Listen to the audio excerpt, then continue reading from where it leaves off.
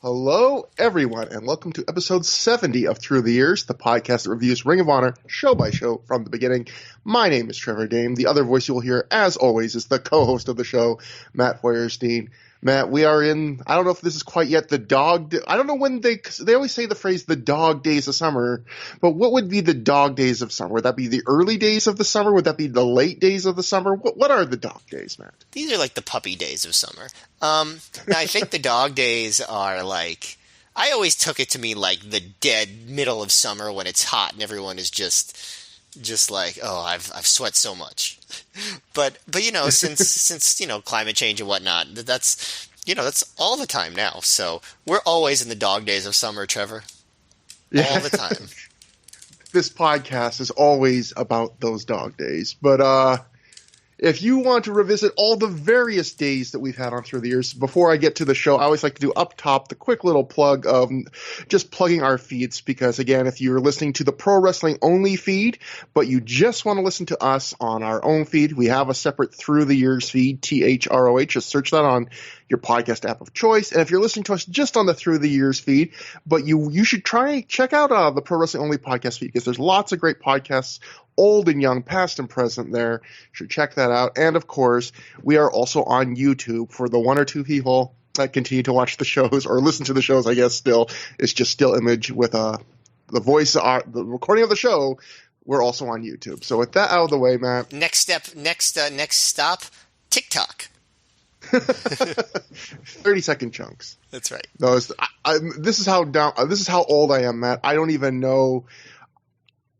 know if there's a limit to TikToks. I don't even know exactly what TikTok is, other than its videos. Same. Yeah, I really don't. I left the video, the tweet video style behind with Vine and whatever that WWE one was that they owned part of that flamed out quickly. Those were my ride or dies, Matt, and I just can't accept another one into my heart. I've tried too many, but I just had the name of the WWE one on the top of my head, and then I lost it again. So so we're both old. Woo! But we always, at this point, I always like to cover the news happened between the last Ring of Honor show we covered and the one that we're covering tonight. And this episode, we actually have a fair bit of news that happened, or just interesting little tidbits, hopefully interesting. I'll go first off, Matt, to Pro Wrestling Insider. They wrote, in a surprising return, Jay and Mark Briscoe appeared for Hellaware Championship Wrestling in Delaware over the weekend, facing each other. The two had been out since August 2004, when Mark was injured in a motorcycle accident, hurting his shoulder.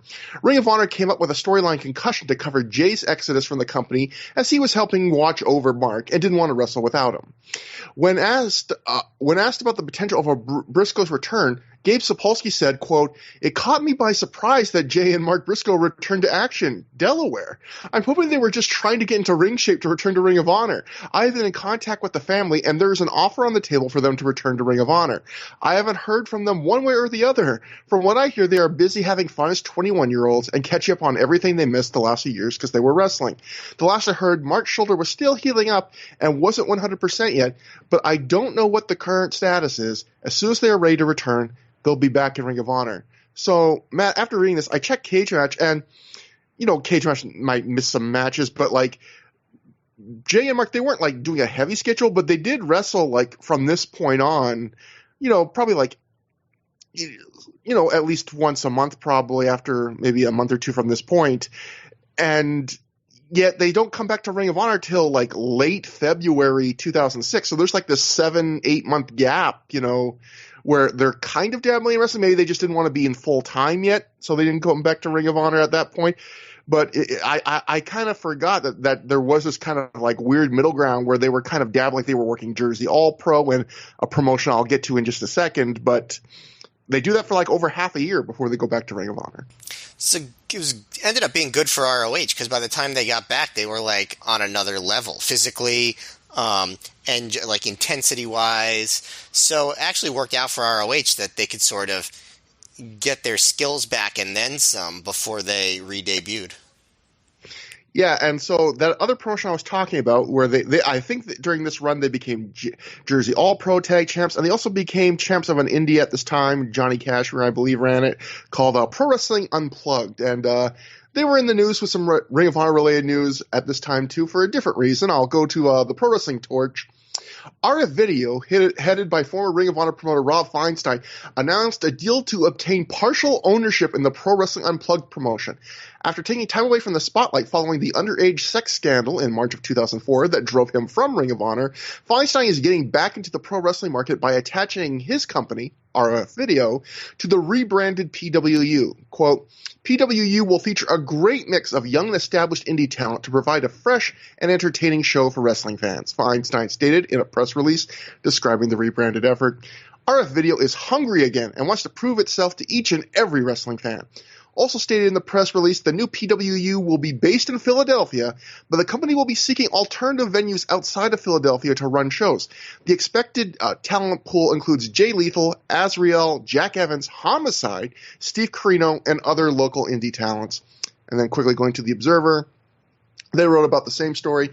As expected, Rob Feinstein announced as soon as his non-compete with Ring of Honor was over that he was going back to promoting wrestling with Johnny Cashmere's Philadelphia-based Pro Wrestling Unplugged promotion.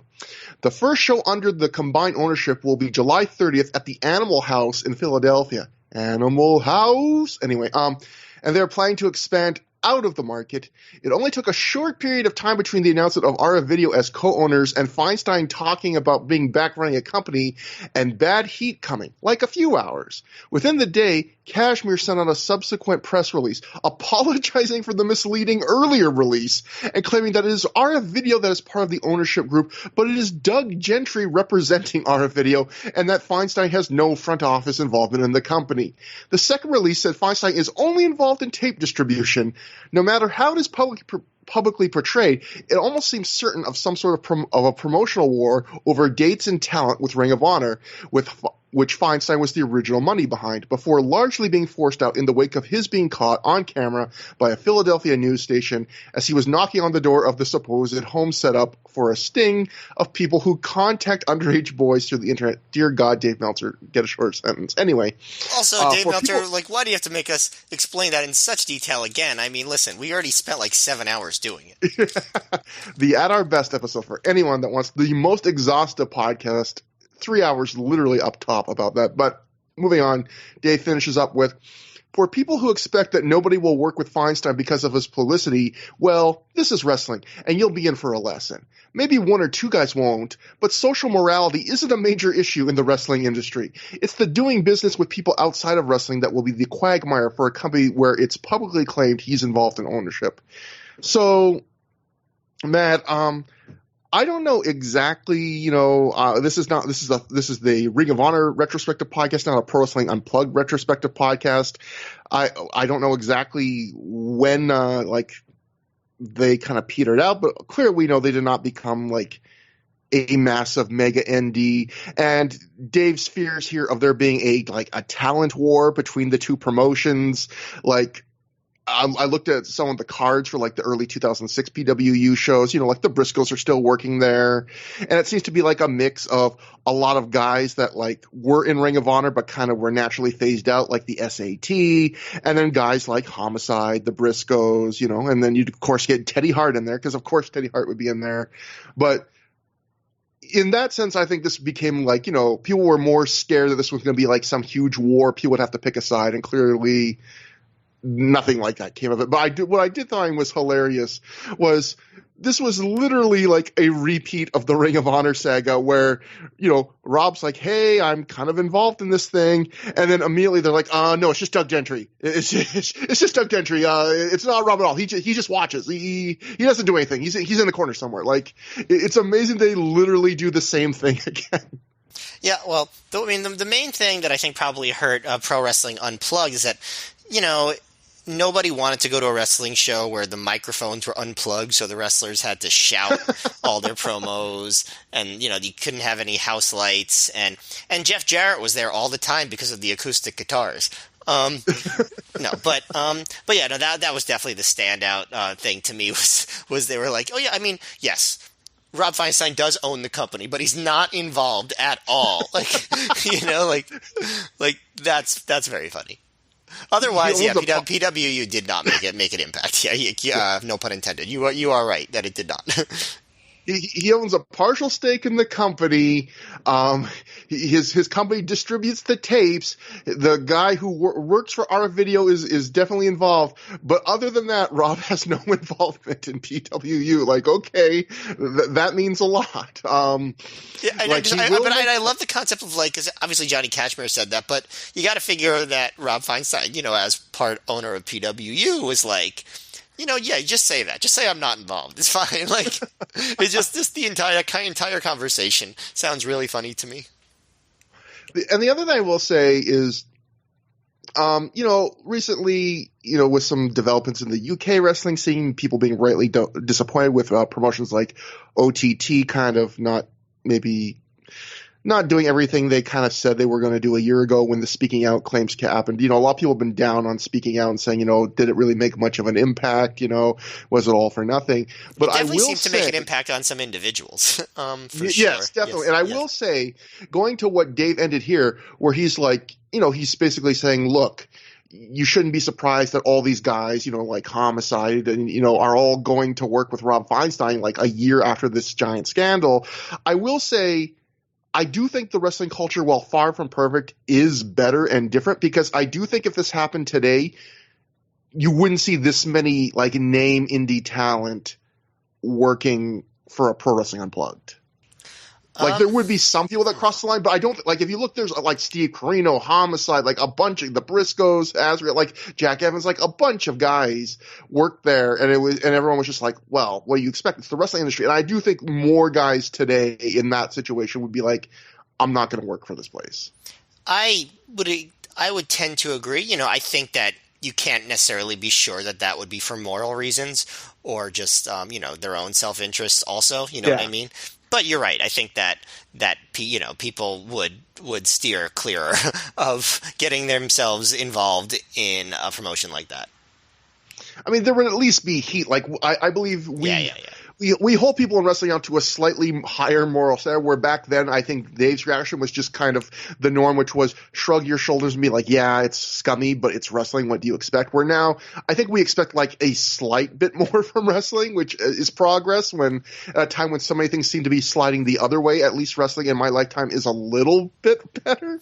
Yeah, I mean, partially because, the society has moved in that direction. Yeah. I mean, like, this is the era where, like, Harvey Weinstein's crimes were like an open secret, right? And, like, people would go on little interviews and make allusions to it. Like, it's not like they were nobody knew back, about him, and yet he didn't really face any consequences for it for over a decade after this. You know what I mean? Like, stuff like that, right?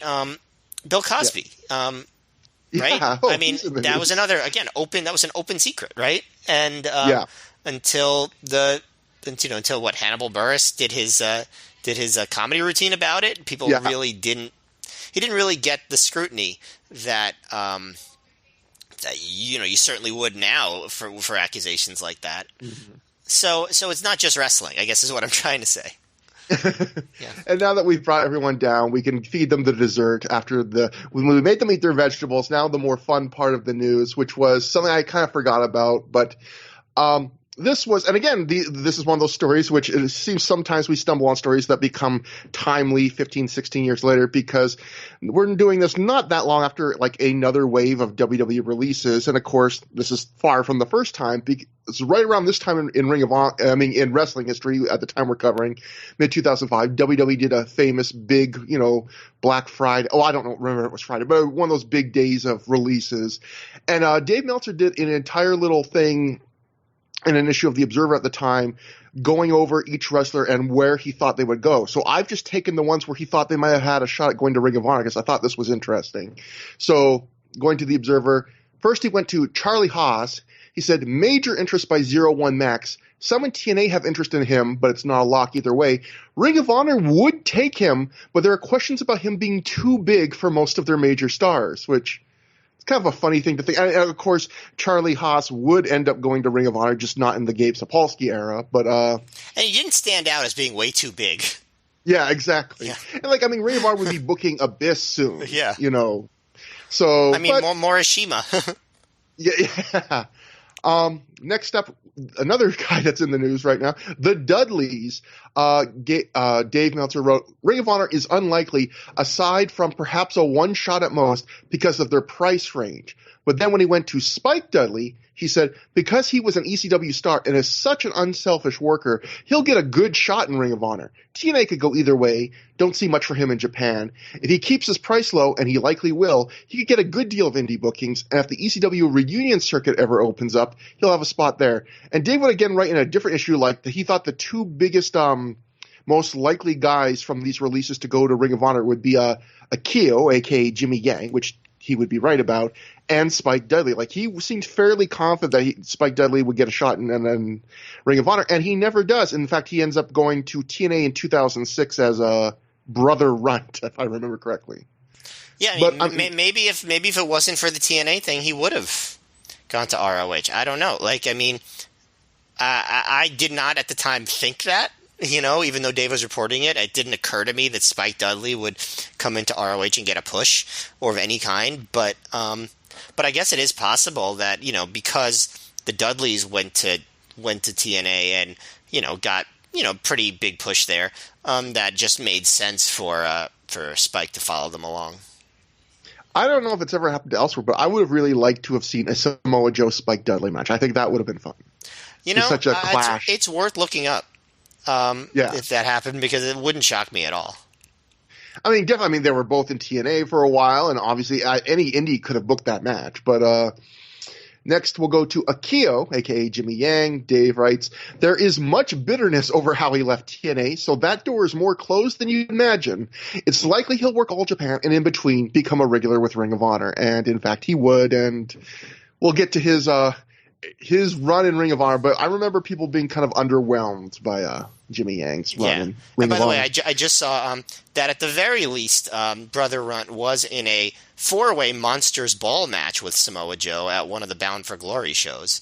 So there you go. That's what you were looking for right there. Yeah, definitely. You love the Monsters Ball matches. I remember there was at least a couple of those that were pretty good, probably both involving Samoa Joe, but yeah. But then there was also Ring of Honor was interested in one other guy that Dave didn't touch on here, apparently, going to PW Insider. Ring of Honor announced that they have opened up negotiations with former ECW World Champion Rhino, although I am under the belief he wouldn't be coming in anytime soon. Ring of Honor is interested in several of the released WWE talents to work with and also do shoot interviews. And in fact, the Ring of Honor website, they actually went so far as to write it on the website, because this is direct from the Ring of Honor website.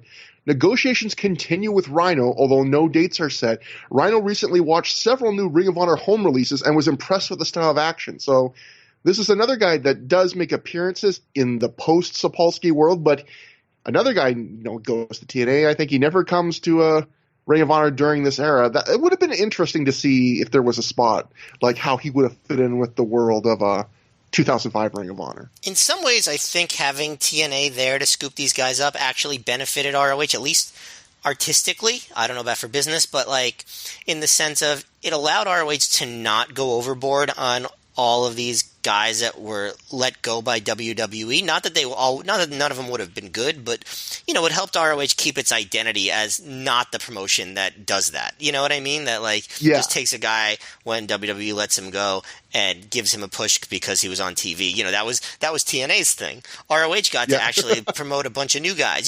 They did it a few times with WWE guys. Obviously, we're looking at James Gibson right now as we review these shows, but it wasn't like that was an overwhelming part of their upper card ever. You know what I mean? Yeah, absolutely. They generally tried to bring in WWE guys that were like a fit for the company, which is why a guy like Rhino would be interesting, because I'm not sure I could see it going either way. But a guy like James Gibson, you go, yes, he's a former WWE guy, but he's also just a natural fit for the product Ring of Honor is already trying to put on. But yeah, like a guy like Charlie Haas, you would look at and go, I don't think that's a natural fit. Like maybe it could have worked if the right gimmick or whatever, but that doesn't feel like that feels like if they had brought him in, that you're just bringing him in because, hey, he's a WWE release. Right. But that brings us to the show we are covering today. The Summer of Punk continues with Sign of Dishonor. It took place July 8th, 2005 at the Sports Plus Entertainment Center in Lake Grove, New York, in front of a reported crowd of 750 fans. This was Ring of Honor's Long Island debut, I believe. The ThROH wrote, the walk-up for the Long Island event was strong, thanks in part to Mick Foley plugging it on a local radio show earlier that day. Mike Johnson would add, Ring of Honor was ecstatic with the turnout at their Lake Grove debut at a Sports Fest last night. I believe he meant Sports Plus, which was said to have set a new record number for walk-up ticket buyers in company history. Some of that was credited to a Mick Foley radio appearance on Long Island Friday morning, where he put over Ring of Honor in a big way. There were a lot of fans there to see Foley. Now, that'll kind of tie into a couple other stories we're going to get to right now. First off, The Observer, and this is something that they do not show it on the DVD proper, but this would actually end up being probably the most noteworthy thing to happen on the show. We'll go to The Observer. The biggest news from the show was the Kenta Kobashi announcement. At the July 8th show in Lake Grove, New York, they announced it, and there was almost no reaction, unlike in the past when crowds went crazy over announcements of Great Muta and Jushin Liger, and both drew two of Ring of Honor's biggest crowds ever. The reaction was huge the next night in Manhattan for the same announcement.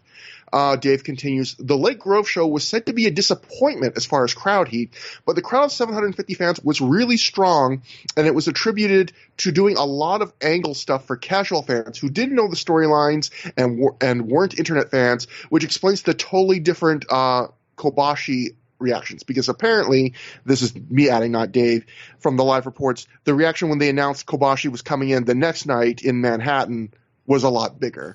I gotta say that the crowd reactions on the DVD, to me, do not match what he just described about that crowd.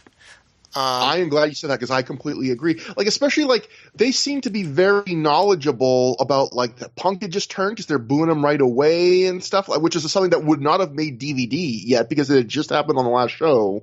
And I don't know, like, did you ever get a match where it felt like the people, like, the fans did not know who the wrestlers were or anything like that? No. Now, it's funny because, like, on future Long Island shows that I went to, I went to a few shows there, not all of them, but I went to a few.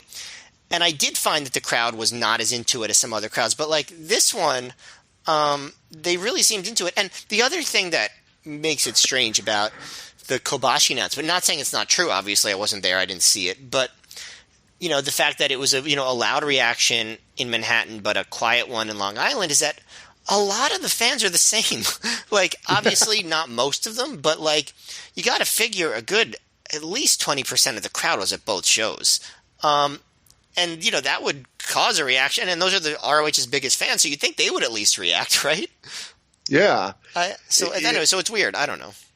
And clearly the fans who did end up coming to those Kobashi shows were like going out of their mind. So you would think the same fans that would go to those shows would probably attend earlier Ring of Honor shows, or at least some of them, and they'd be the kind of fans that they would also go out of their mind just hearing the announcement that he was coming to Ring of Honor. But yeah, I mean, I can vouch for the fact that it was a very loud reaction in Manhattan the next night. Yeah. That is the only thing I can confirm about this.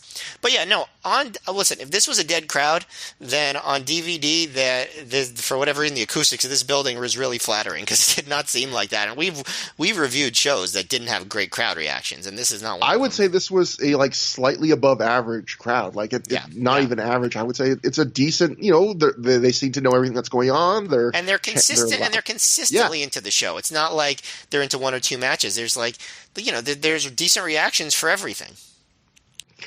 And so finally we set up the opening segment with another little clip from The Observer, where Dave would write that the gimmick for this show, the July 8th show in Lake Grove, where CM Punk makes his presumably final appearance, is that Punk will show up that night and hand-pick his opponent to defend the title. So that was the big selling point, which was first show after the whole Summer of Punk storyline kicked off. They didn't even announce, an opponent for Punk, and as you can see from Dave's writing, a lot of people like Dave still thought that this was going to be the last show, and again they would be fooled because clearly Punk was going to do a few more shows. But we open with CM Punk making his way to the ring, no backstage promos, but everything has changed about his act because Punk's hair is now jet black with purple highlights. He's wearing a suit. Most importantly, though, Matt, he doesn't come out to Miseria Cantare by AFI, his usual theme music. He comes out for the very first time, I believe, in his wrestling career, Cult of Personality by Living Color.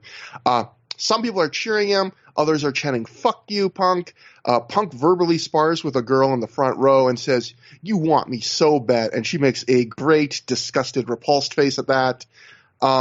Punk gets in the ring. He grabs the mic. We get a dueling "shut the fuck up" CM Punk chant. So crowd is split at this point for him. Punk says people don't deserve an explanation for what he did on the last show, but he can't resist. And after all, what kind of evil genius would he be if he didn't tell you his master plan? He says his master plan, though, has already come to fruition. He says he has to tell another story about it to explain it. A year and a half ago, he was working for a company called Total Nonstop Action. And, of course, that immediately gets a "fuck TNA" chant. Punk says he and some friends there were told that they could no longer work for ROH. He says he, Jerry Lynn, AJ Styles, and Christopher Daniels all decided to have a meeting late one Wednesday night in Nashville. He remarks that on that night in this meeting, AJ was NWA champ at the time, a title that Punk says means nothing compared to the one he himself currently holds. Punk then says that AJ could barely eat and couldn't look Punk in the eyes because they had all agreed at that moment that if they could all stuck together, they could work for Ring of Honor. They could work for wherever they wanted. Punk says he's faxed a part of his TNA contract to TNA's office with a part of it highlighted, and that part was the part that said he could wrestle for whoever he wanted as long as their name wasn't Vince McMahon and they weren't running a pay-per-view. Punk says he told AJ that he was the champ, so he had all the power. TNA would have to listen to him on stuff like this. Punk says everyone at this meeting they had looked at him in the eyes and said, "We're with you, Punk. We're all going to stick together." And Punk says that was the moment that he knew was the nail in his coffin. He stuck with Ring of Honor, and he says there wouldn't be a Ring of Honor for AJ Styles or Christopher Daniels to come back to now without him. This actually draws applause from the crowd. This is a face moment for the crowd.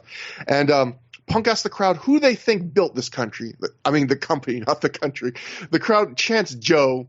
Punk gets angry. He says, was Joe the one training the kids? Was Joe the one eating and sleeping Ring of Honor like he was? Daniels, Styles, and even Low Ki turned their backs on Ring of Honor while he stayed, and he got shit on for his troubles.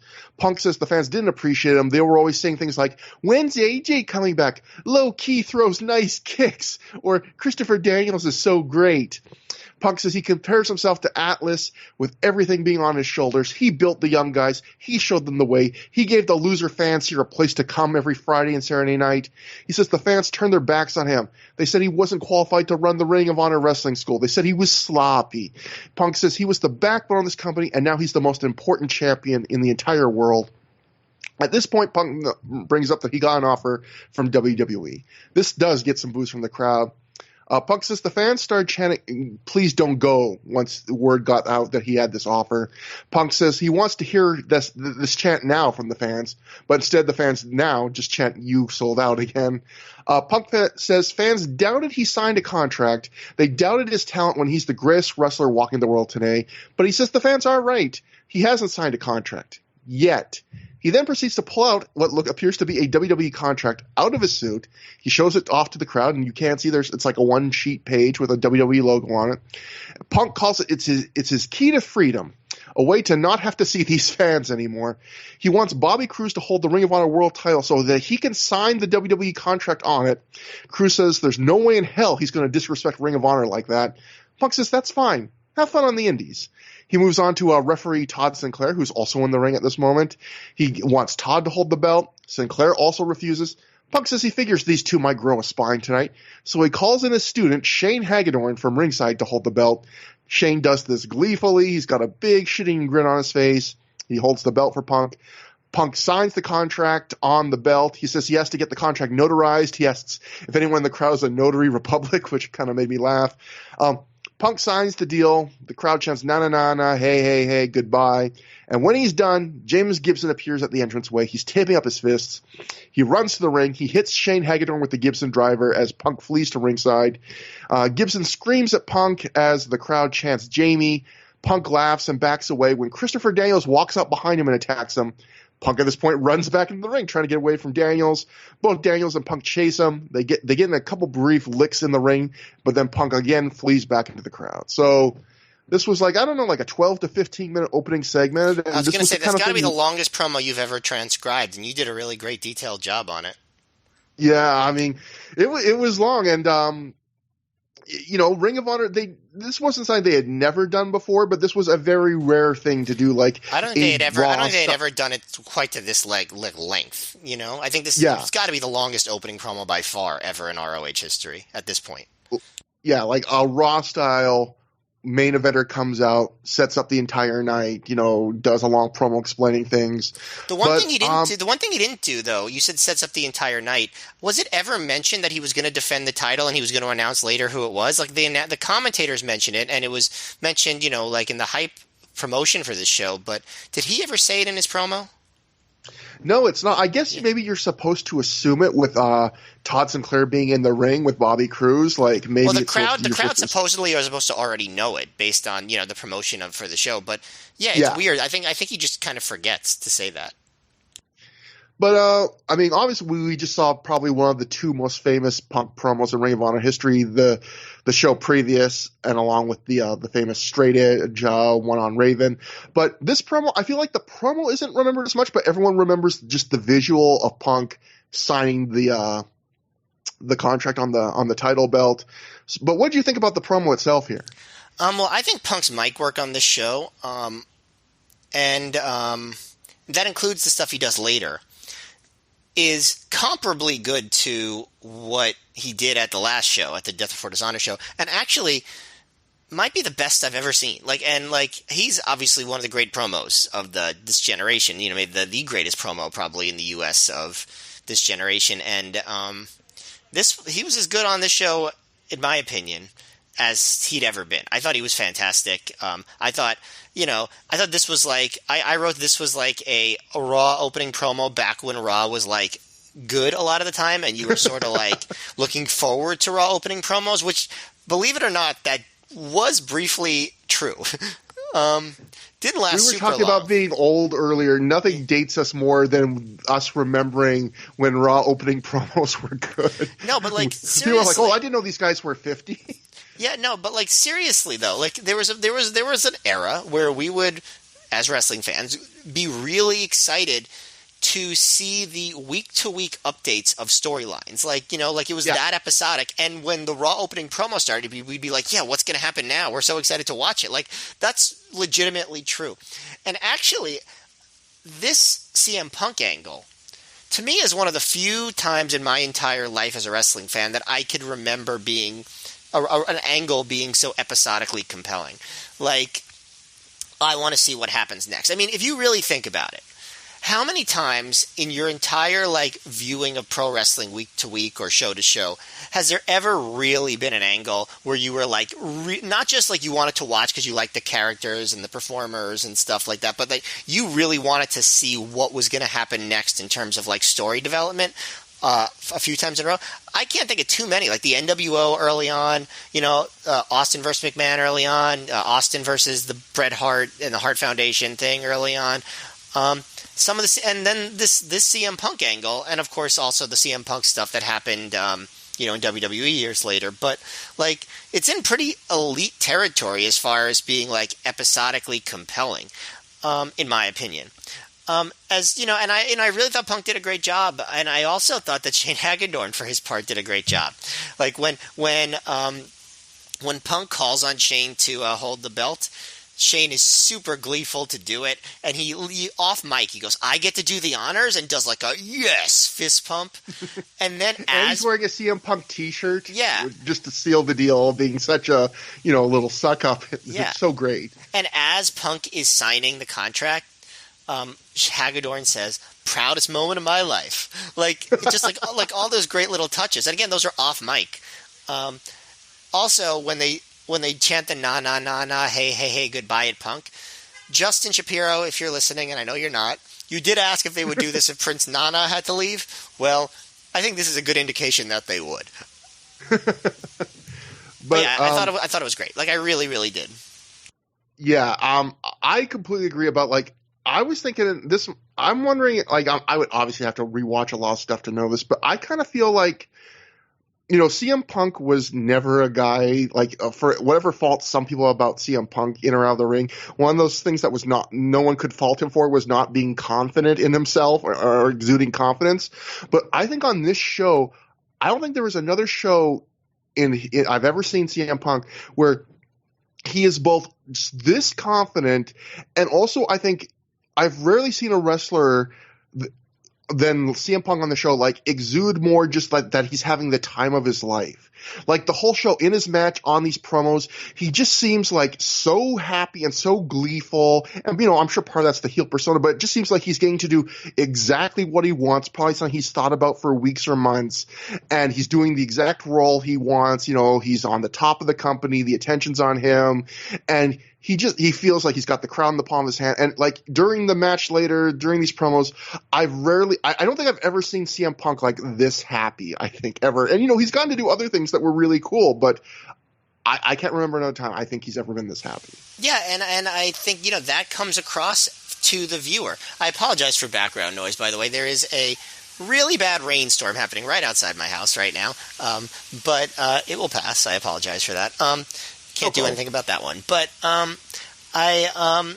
as far as Punk, yeah, he loves it, and it rubs off on the viewer. Like, it just makes everything he does that much more impactful. The one thing I will say, though, his suit was not very well fitted. Now, when you see him wearing suits and stuff like that, like in future, like WWE Hall of Fame stuff like that, he's much better fitting suit. So I wonder if that was like a product of just that's how people wore suits in 2005, or if it was just a badly fitting suit.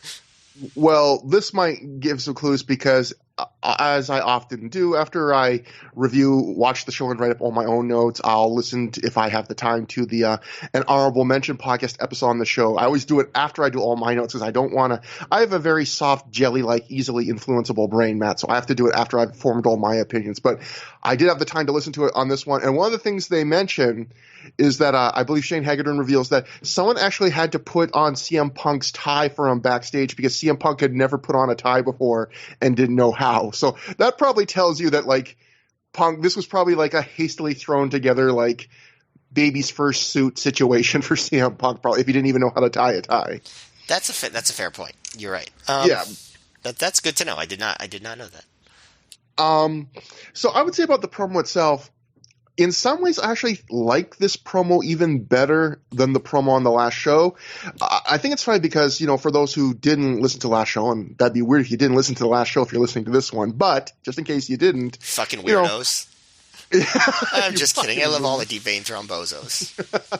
But, I really like that promo, and obviously it's a legendary promo, the heel turn Punk promo on the last show. But I did have a couple complaints, and my one biggest complaint was it didn't feel like a personal promo, and Punk usually, and most good promos kind of feel like there's some bit of conviction. It felt very much like an evil supervillain promo. And you correctly, I think, pointed out to me, that was kind of the point, was Punk was doing a more over-the-top heel villain that he had never done before. And I think, he really confirms that for you here, where he actually literally says, like, I wouldn't be an evil genius if I didn't explain my plan to you. So he's very aware he's playing like the movie Bond villain, I'm going to tell you what I've done to you now promo. But the thing I liked about this promo is almost like he answered my criticism of that last one, because he still does the evil genius thing. But that whole middle part of the promo, it does really feel like I have no idea if that's true or not, if he's exaggerating things, but that whole middle part where he talks about, we had this conversation in TNA and, we were all going to stick together and work to stay in both Ring of Honor and TNA during the scandal, and you guys all, abandoned me, and I was the only one that stuck to my convictions.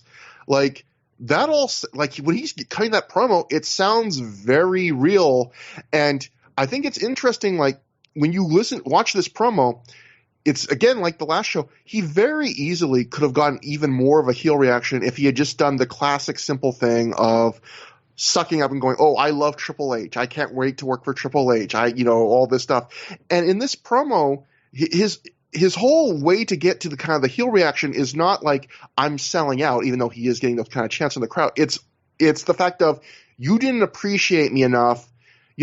All these other wrestlers that you're cheering as much or more than me, they left the company behind. I didn't. Why don't you appreciate me like them? It's an interesting angle he took to kind of get to it. And so I really like that. But then it also brings up a criticism, which is, I think you watch this whole run, Punk is clearly wanting to be like a heel-ass heel. He wants to be super duper heel. But this promo in the middle, And there's a moment or two even from the crowd on this show, even though most of the show, like, they're booing him. But, like, that Impact stuff in the middle, you're kind of like, that's a face promo in the middle. You're like, hey, yeah, he actually did stick around. Like, it sounds true. And, to a Ring of Honor fan, you should admire him for that. And even, like, at the end, where he's signing with WWE and he's still calling the Ring of Honor title the most important wrestling title in the world. Like, he was still kind of doing things that were kind of face-ish that, that's my one quibble with this promo is just that. Sorry to interrupt. Do you really think it would have been better if he didn't do that, though? Well, no, because I think it would have lost the again, the part of the promo that I also think was at strength, which is that he had such conviction and was doing something that felt real and based on history. Right. No. But it is interesting that, it's a heel character, but what he's saying really does ring true and seems like an admirable thing. Don't most of the best heel characters have an element of that, though? In a way, but in this one, I don't know. In the middle of the promo, I almost felt like it was hard. Like, if I had been there live at the time, I wouldn't have wanted to boo him at that point, because it's like, you're kind of making me feel sorry for you when you're like, yeah, you did stick around. You did lose bookings in TNA. If what you're saying is true, that these other guys kind of implied they would stick together with you and then kind of just left you on your own, and you're the only one that really faced them the repercussions, like, that does engender sympathy at a time when he's literally calling himself like an evil genius and wanting to be like the big heel. Yeah, I guess I just disagree as far as like what it takes to be a great heel. Like, I think the best heels most of them do have an element of that. Like, they're not just pure like loathsome there's depth to some of the best heels, and that makes you hate them more. The fact like, fuck, you're right, but I hate you for it. And I think Punk does a good. I really think that he just plays this whole thing perfectly. I guess that's kind of like what I'm trying to say. Like, I really admire the way he does this so much that I think every little nuance to it, including what you're saying, actually adds to the presentation. And I'm not sure if every single show will be equally as perfect in my eyes, but at least for this show, I thought he played everything perfectly. And one other thing I wanted to respond to, because I thought you made a really great point about, like, how many times in wrestling have we been, like, tuning into a show to see, like, how a storyline progresses, to be on, like, the edge of our seat for that. And I think it's pretty wild when you think about, this is probably one of the only times in Ring of Honor history where they felt confident enough in a storyline where, think about, like, they sold the show where they were just like, we're not going to tell you what the world title match is going to be. Like, in storyline, we don't know. And they still, they drew a good crowd, obviously. Yeah, way above average crowd, yeah. They're attributing some of that maybe to Mick Foley and a big walk-up, but still, it's like they felt, so confident in this story that for this weekend, they were like, we're not even going to announce matches for Punk. In fact, they were trying to make people think that he might not even be on the Manhattan show the next night. It's funny because, sorry. Oh, no, you go on. This is, to me, the only weekend of this entire angle, and maybe the one in Connecticut too, but it really feels like this is the only weekend in the entire angle where the people who went to these shows really thought that this was probably Punk's last show or last weekend on both nights. Because I think after this, people sort of kind of looked at the calendar and were like, probably going to Chicago, like they were setting up with Daniels, with Joe, with Gibson, even with Cabana a little bit. So there was, but I think on these two shows, it was easy to forget. A lot of us, I don't remember what I thought, but a lot of people believed, like, oh, Punk is going to lose the title on this show or the next night, and so that changes the dynamic a bit too, in a really interesting way. And I think it really enhances the main event, in a way that maybe it wouldn't have if that match had been booked another way. Absolutely agree. And the one last note I have on this is a little discrepancy. When I was listening to the An Honorable Mention podcast, they mentioned that the WWE contract Punk signed was legit, apparently, that Punk had just gotten it in the mail recently, and it was kind of like this bit of kismet, like, oh, hey, I'll have this prop I can actually use in this promo. But Mike Johnson, recapping the show for PW Insider, wrote, Punk then whipped out what was supposedly his WWE deal and signed it atop the Ring of Honor title belt. In actuality, Punk returned his WWE paperwork last week. So some discrepancy there. For all I know, both stories could be real because maybe, you know, like I imagine if you're signing with WWE, you probably have to sign more than one sheet of paper. So I imagine there could have been multiple things he had to sign. He had one he signed here that was legit, and then some other legit paperwork. And either way, it doesn't really matter. It was a memorable visual, no matter what. Either way, but yeah, great moment. Yeah. So that brings us to the opening match on the show. Dixie and Jay Lethal defeated the debuting Heartbreak Express of Phil Davis and Sean Davis in 3 minutes, 5 seconds when Lethal pinned Phil Davis after he hit the Dragon Suplex. Matt, I don't know if this match was edited for length or if it was naturally just went 3 minutes or 5 seconds, but there was definitely an edit that happened within the match.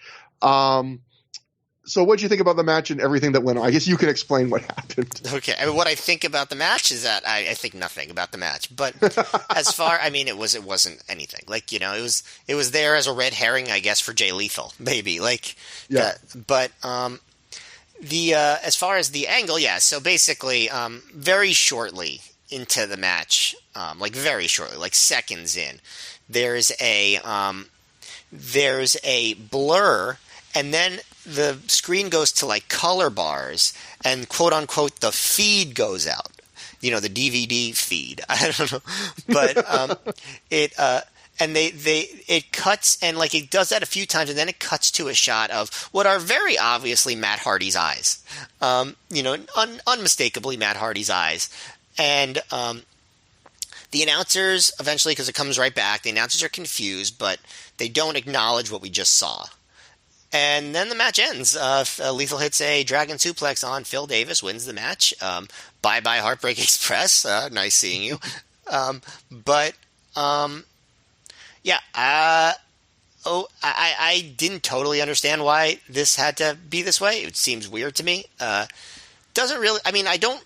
What about Matt Hardy's character involves him cutting into live broadcast feeds?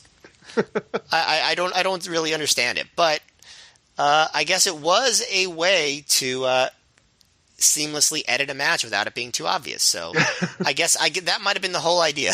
Like, that might have been the whole reason they did it this way. In fact, I'm guessing it was because they do it again later for another match that is clearly shorter than it actually was. So, for those who don't know, the Heartbreak Express, they were like an FIP mainstay tag team, and to explain their gimmick, it's basically, imagine it's a heel act, imagine like a big overweight guy and like another skinnier schlubby looking guy, and they're dressed in like pink and purple, and they're acting like they're both two Rick Rude, like heartthrobs. And, you know, they were kind of like a regular act in FIP, and, you know, they obviously got a little bit of work here in Ring of Honor, but people thought, you know, maybe the Ring of Honor crowd wouldn't accept an act that was kind of bigger on gimmick and more old style. Were they ever on another main show for ROH? I'm not sure. I would presume they're going to be on the next show, won't they? Will they? Nope, definitely not. But I'll say this about the Heartbreak Express in this match. Even though you only see 3 minutes, I felt like they did a few cool spots in this match. Like, I might be out on a limb here, but like, there's a moment where one member of the Heartbreak Express, Lethal has Sean Davis in a headlock, and then Phil Davis charges, and both Jay and Sean duck at the same time and do like a back body drop on him while the headlock is still being held on. I thought there was like a cool sit-out Michinoku driver by Sean Davis, and there was a cool spot where Phil Davis lifts a guy up for a back suplex, and then Sean Davis does like, who's the big member of the two, he does like a big combination like clothesline off the second rope at the same time, and I thought those were like 3 cool spots for an act that was always described as like, oh, you know, they're a throwback, you know, they don't do like cool stuff. Well, those were cool spots. And again, I have no idea what this match, if it was edited in full, was like or anything like that, but I actually thought those were some cool spots. And the one other note I have from this too was, I guess we should just mention Prazak, and this is on commentary, mentions multiple times on this night, this idea that Punk's backstage promo was so long and unscheduled that all the backstage promos for the show have been canceled. So this was something, a way of Ring of Honor, another difference from the show from most Ring of Honor shows, which are usually bookended by backstage promos and often have some in the middle at intermission. This was a show where they didn't have those backstage promos, and they kept trying to blame it on Punk. The idea he took up so much time, all the promos were canceled. So that was an interesting way to kind of explain what had happened on the show. But Matt, that brings us to the next match on the show, which I think you should also get first crack at, since that last match was basically nothing. Roderick Strong defeated Azrael via submission in 11 minutes 28 seconds when he made Azrael tap out to the stronghold. They're really, this is when they were really trying to get Azrael over to basically probably the level that Roderick Strong was at this point, kind of the up and comer in the upper mid card to upper mid card now. And it got a decent amount of time. So what'd you think about the match? Yeah, I know that's sort of the wisdom, is that like they were trying to get Azrael over to that level. I don't see it though. Like, I don't see them doing anything to do that. Like, he still feels like a jobber to the stars here to me. Like, they're very early on, Prazak says that Azrael is rocketing up the roster. But didn't he win like one match and it was a 6-man scramble? And he and Dixie basically lost the Special K feud to Lacey's Angels. Yeah, they lost the feud. I don't think he's being presented as anything special. Nothing about. I don't mean that anything about like his performance. I'm talking about just like the way they're actually presenting him. We pretty clearly watched how they ended up getting Roderick into this level. They're not doing that with Azrael. Now, as far as this match, I did like it, like, for a lot of the way. Like, I thought that it looked like Roderick always looks good, and I thought he continued to look good. He was really playing to the crowd here, trying to get them to cheer him. Azrael's obviously not a heel, but, Roddy was definitely, like, the one who was trying to get the crowd on his side more. And it worked. The crowd really loved Roderick Strong and by this point. And, good timing for that, given what comes the next night. There were, like... there were a lot of cool spots. Like at one point, Azrael, he goes for like a flipping springboard something, but Roderick catches him and hits him with a backbreaker. Like, I thought that was a great spot that I got a 2 count on. There was another spike, like Azrael does his double stomps while Roddy is straddling the ropes. Not low-key level, but still good. I thought it was pretty good. I thought that the last few minutes kind of fell apart a little bit. It happens after Azrael goes for a blockbuster, but he botches it pretty badly. Roderick still sells it. And then I think after that, it seems like Azrael sort of gets off his game. To me, that's what it looked like. Like, when he does his kick flurry, like, he does his kicks to the back and then to the front, I thought he just didn't have the pop that he usually has on them. Like, it just felt to me like he just didn't feel like right. Like, I don't know. I feel like when Azrael gets off his game, he really gets off his game. Like, I think he could be really good, but I do think it seems like he got flustered here, and it kind of made the end of the match not work so well for me. But I really thought Roderick looked great. I think he always does, like I said. And I thought it was going along pretty well. I was enjoying it until that last part. Yeah, I thought it was. I think that's a really interesting point, because when I was writing my notes as I was watching this match, I was fairly deep in it, and I was like, one of the stories I think coming out of this match is Azrael's fundamentals are really pretty solid now compared to where they once were. Because for those who haven't been with us for the entire run of Through the Years, like in the early days of Azrael when he was Angel Dust and Special K, like it's felt like almost every match he would do like one bad botch in addition to all his really cool stuff, and to the point where it kind of became a joke on commentary for a while, like, oh, Angel Dust is high again, there he goes. And I was thinking, this is a match where, like, maybe he's not quite doing every exciting thing he did in the Special K Spot Fest, but he's more fundamentally there. And then he does that blockbuster botch you mentioned where he clearly, like, just misjudges or overshoots or something where Roddy's neck is going to be, and he basically barely touches his arm and doesn't get, anything around his head. And yeah, like you said, at that point, it feels like he kind of loses his confidence, and it's like a classic Angel Dust botch from him.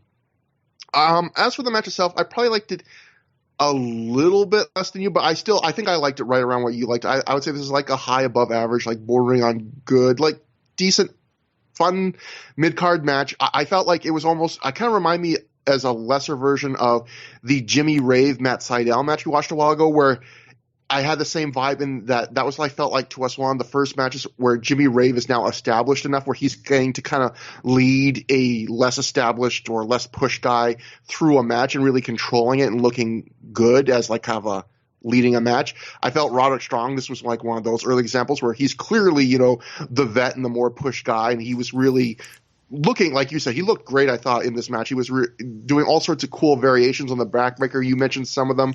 There was one where Azrael was sitting on the top turnbuckle, and Roddy just grabs one of his legs and pulls him by the leg off the turnbuckle, and he just falls into a backbreaker, which looked really cool. There was also a big spot where Azrael does a big dive into Roddy on the floor, and Roddy really makes sure to catch him, and it looks like he legit hurt his shoulder because it wasn't part of the story in the match, but he immediately grabs his shoulder and he keeps grabbing it for the rest of the match, and it's never worked on it. I kind of, maybe it was just him doing a great job selling. I felt it looked like he really, really hurt his shoulder there. But it was a decent. A good, decent match. I keep saying good and decent. That's Sean kind of in between the two. It was kind of a decent match. A decent match, yes. The flying south for the winter. But the thing about this match, though, I felt like I kind of miss. And I keep getting this with this and maybe the other Special K guys. Even though in some ways I feel like their fundamentals are better, I'm kind of missing the old crazy Spot Fest Special K. Even though I admit that gimmick had run its course, they're now. I think it's maybe they just, especially in the case of Azrael, he doesn't have a lot. They've taken away stuff. I've mentioned this before. You can't take away something from someone and not give them something back. And when you think about Azrael right now, what does he have? He doesn't have a storyline or a feud. He doesn't have a manager. He doesn't really have a gimmick. He's just Azrael, the guy who wrestles fairly good. He doesn't have a unique look. He doesn't really have anything. And when you compare him to a guy like Rod, they should have literally just did that. This is Azrael, the guy who wrestles fairly good. That would have gotten over, I think. But it's weird because even comparing to Roderick Strong, was put in a stable, like a cool stable, and had guys that he could bounce off of and who could talk for him and things like that. Azrael doesn't really have anything at this point. I feel like that's probably one of the things that hurts him when, like you were talking earlier, where they keep acting like he's this big up and coming star, like they're saying in this match, oh, he's where Roderick Strong was a year ago. But yeah, Roderick Strong had stuff to do and people to work with, and Azrael's just getting thrown out there. And like you said, he's not even really winning. He's not winning. I mean, he won that one. He won that one scramble match, and remember they cut away immediately. You didn't even get to process it. So yeah, the idea that he's really on fire. I mean, well, they're doing a terrible job presenting that. And that's why I don't really buy that they ever actually really tried with him. I'm not saying they should have. I've only really watched Azrael in ROH, so you don't really get to see all of his upside potential there, but they aren't. It's weird that people think that they were giving Azrael a push because they weren't. They were just putting him in more singles matches.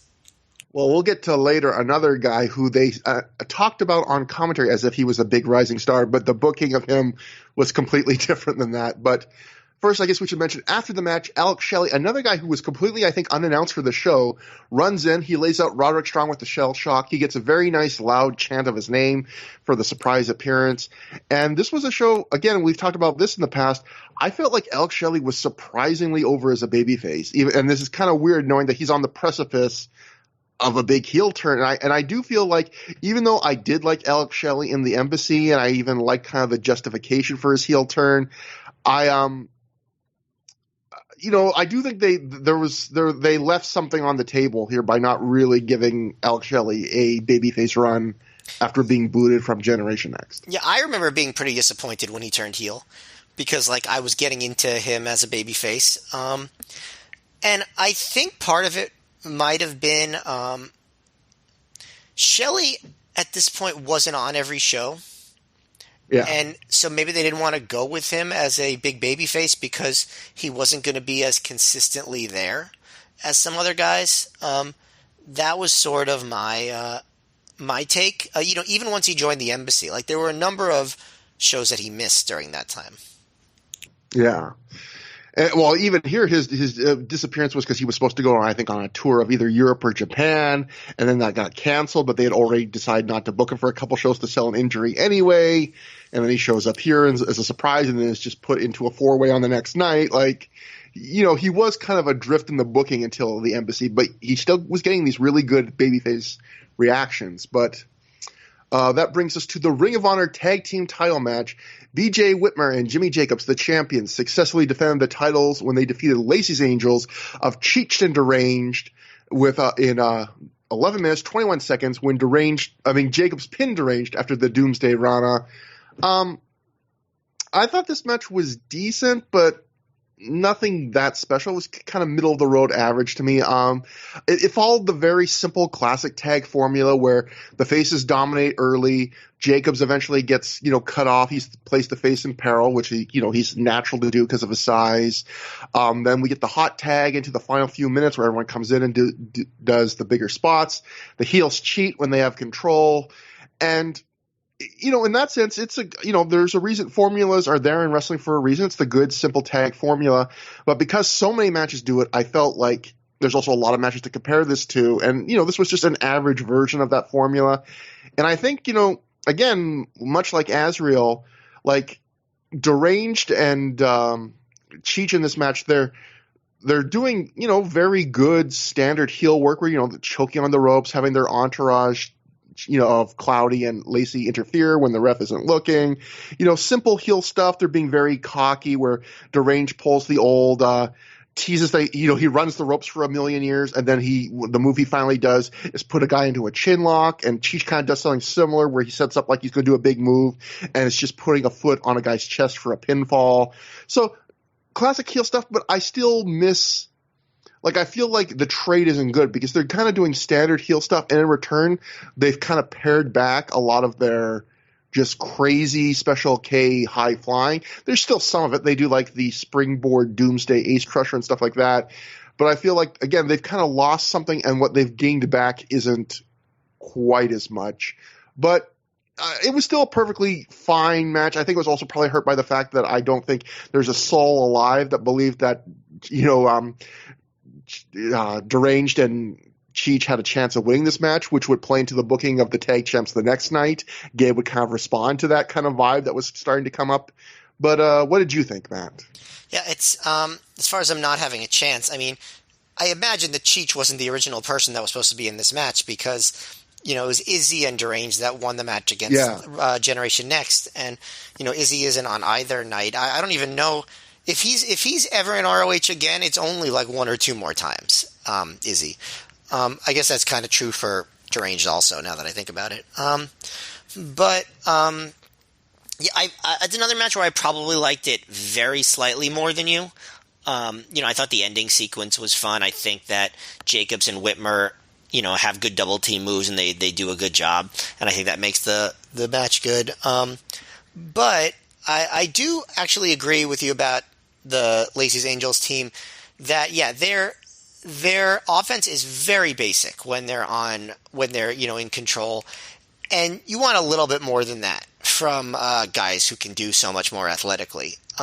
Even as heels. Now, it's funny because clearly they have it in their mind that they really are just going to be heels and work the crowd. And they work the crowd a lot. And I actually think it's one of the rare cases where these heels are just working the crowd a little too much. Sometimes I'm like, all right, you can lay off you don't have to do crowd work between every single move that you do. And that's kind of what they were doing for a while. None of it was bad, but it was just all right, do some wrestling right now. I appreciate what they were going for. I just didn't necessarily think that, I think they were kind of learning the balance, I guess. Like Cheech, like he even tried to pin Jacobs with 1 foot at one point. It's like Cheech doing that, like to one of the tag team champions. Like that's funny, but it's not really something that gets you invested in a tag team title match. That said, the crowd was into it. It's not like they found it boring or anything. They gave a big pop for that running the ropes chinlock thing. And they were trying really hard. So I ended up enjoying it, but I thought that the middle part was just a little bit too basic and slow for what this match could have been. Some other stuff though. For one point, Whitmer calls them Hillbilly Jesus, which I don't know if I remember that name, but I don't think I like it. I'm glad they didn't actually go with that. Also, another thing is at the beginning when they're talking about Lacey and like her quote anger issues and hatred of men, Gabe has to throw in a comment like, "Well, she is pretty hot though," and it's like, Gabe, what would we have thought if you hadn't said that? What would we have thought about you if you hadn't mentioned that she was hot? You didn't get that thrown right in there. And it's funny because Prazak mostly just ignores it whenever Gabe drools over her, and just like changes the subject to her quote questionable tactics. So yeah, I think we're pretty much at the end of the era of the announcers drooling over the women on the show, but I feel like this was like one of the last hurrahs for it. So I wanted to note it because we have sure had to experience that for years, all the way back to Steve Corino having an orgasm on commentary over Simply Luscious back in 2002. So like, pour one out for announcers perving on the women of Ring of Honor. But the other thing is Cheech, when he was in control, he would do the "I have till 5" referee thing, and I was like, well, if Bryan Danielson's not around, might as well let Cheech do it. The original American Dragon, yes. Cheech. I had a few other little notes on the match. First off, I do think it's amazing, and I kind of agree with you. There was almost too much crowd work. It's amazing that it's you saying that, though, or both of us, because we're like about as big a deranged fans as there are, at least when it comes to Ring of Honor, I think. And he's probably one of the best guys on the indies when it comes to crowd work. So when we're like, maybe a little too much, that's saying something, I think. But I thought it was funny. Before the match, a female fan has got some kind of paper she's showing Lacey. I have no idea what's on it, but Lacey grabs it and she just angrily tosses it. I think it was money. Like I think it was like sort of like treating her like because I think I think I've seen that on other shows too. Yeah, she was like handing her dollar bills and stuff, and she was like, "Get that away from me." So she's like backseat boying it, and anyway, Deranged then grabs it and he sticks it in his mouth, but then he kind of chews on it, and then he eventually spits out in a moment that felt kind of like real, like he realized, oh God, like I've stuck this money, I guess, in my mouth, and this is highly unhygienic and probably not a taste sensation. Is that more or less gross than kissing the ROH canvas? They're close to even. Maybe if it was Canadian, I think I read a story recently where they said Canadian money is like the dirtiest money apparently in the world, or among them for some reason. So that's a Canadian dollar. Yeah, I don't know why. I don't know if that means drug particulates. I don't know if that just means bacteria. I know we in the recent years we've switched to that newfangled plastic money. Maybe that has something to do with it. But anyway, I also mentioned Jacobs came out in the oversized matching hoodie with BJ again, and they're really back to trying to sell him as more of a comedy guy in the Odd Couple team. Like, I they even did this thing early on where Deranged flexed to start the match, and like Jimmy stumbles backwards out of Deranged's muscles. Like again, he's really total comedy here. They do a spot later in the match, which is actually a really cool spot where BJ just like grabs Jimmy and swings him around like a weapon. And then when he's done, he just tosses him like hard to the mat like he's a sack of garbage, which again, they're kind of bringing, big guy, little guy dynamic. There was also a couple of weird, ugly spots in this match. There was one where BJ tosses Cheech straight in the air, and it looks like Jacobs was supposed to like spear him out in midair from that spot, but instead he just kind of is able to like spear his leg, and she kind of falls awkwardly on top of Jacobs from that.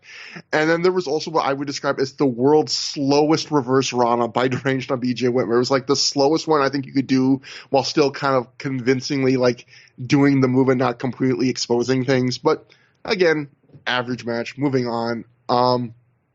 We then get clips of Jimmy Rave's entrance for tonight as a Gabe voiceover tells us they're only showing us a clip because Prince Nana's treatment of Jade Chung was so despicable and abusive that they can't show it on Ring of Honor video. Gabe then says that the Outcast Killers quit the embassy because of her treatment and offered for Chung to leave with them, but she said no. And at this point, it's weird that he did a voiceover recapping that, because when the voiceover then cuts out, we then clearly get the last half of the angle he just described, because we're coming in right after the Outcast Killer mic work. It's clear. And Nana's telling Jade if she leaves with the Outcast Killers, she's through. She'll be back to eating canned tuna. Jade just puts her head down and she walks behind Nana. And I guess we should mention, Matt, that I think apart from like a match on a do or die in the next month or so, this is it, I think, for the Outcast Killers in Ring of Honor. So a not very glorious end to their run, where basically their gimmick is basically saying like, you're being too much of a jerk, Nana, even for us. Come with us, Jade. Her saying no, and then them just disappearing. The first of a bunch of long-timers disappearing over the next few months. Between these guys, Izzy and Deranged, Dixie, Carnage Crew, they're all going to be gone within like 3 months of this show. And I guess this is like it's a big roster undercard turnover moment. Sort of, I guess, similar to what we got after, the AJ and Daniels left in 2004. There is something weird about how they keep they're really hyping the Jade Chung angle about there's something weird about them saying Prince Nana's treatment of this woman was so abusive we can't show it on our home release, yet Prince Nana also does not get fined, he does not get fired, the abuse just continues. Like, it's a weird line they're walking where they're trying like it's the worst thing in the world while also not acknowledging that the company that's employing him is doing nothing to stop it. Like, it's a weird mix.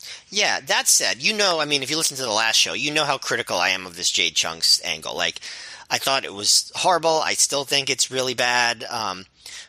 That said, and I know it's going to get worse. On this show, the presentation of it was a little bit easier to tolerate because they treated it, at least verbally, like such a travesty. And multiple times on commentary, Gabe says he's embarrassed to be associated with it. The Outcast Killers walk out over it.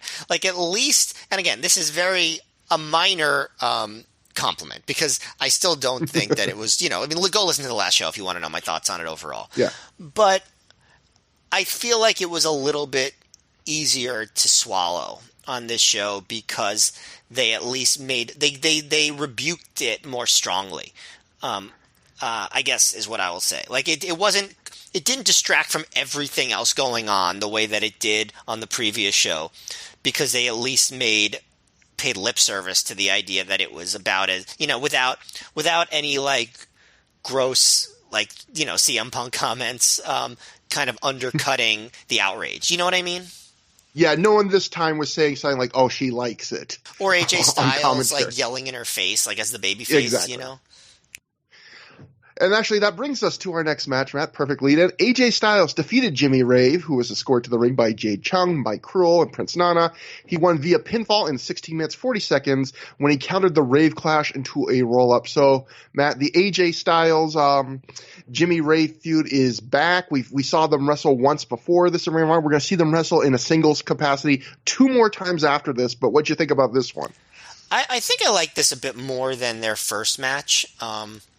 I think AJ, because he wants revenge, he's more aggressive at the beginning, really aggressive, which I thought is, that's the way you want to start a match. That's a part of a feud, and the crowd's really hot for it early, and so Rave very quickly runs away and begs off, and AJ runs after him and kicks the crap out of him, and at one point when Rave is begging off, AJ just boots him in the chest and sends him flying backwards, which I've never really seen on a beg off before, and I thought it was really cool.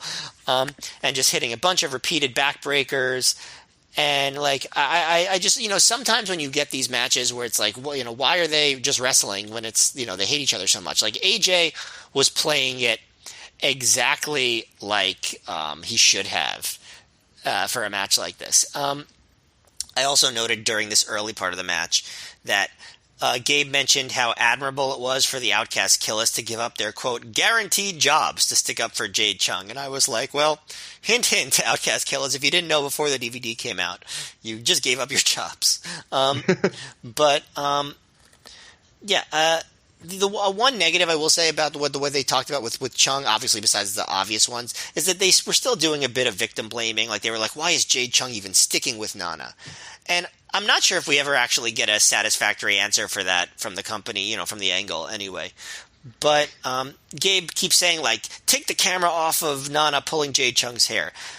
They don't take the camera off of it, but at least he's saying so.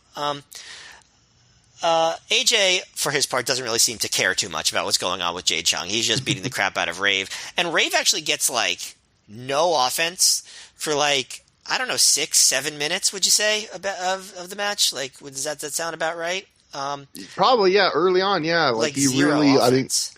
I think the opening where AJ is real pissed off, like he's dominating. Like early on, Jimmy Rave is even like running to the entranceway, trying to basically leave the building, and AJ grabs him. Like he completely, dominates that opening. Yeah, exactly. Then early on, when AJ finally loses control is when he goes for the Styles Clash.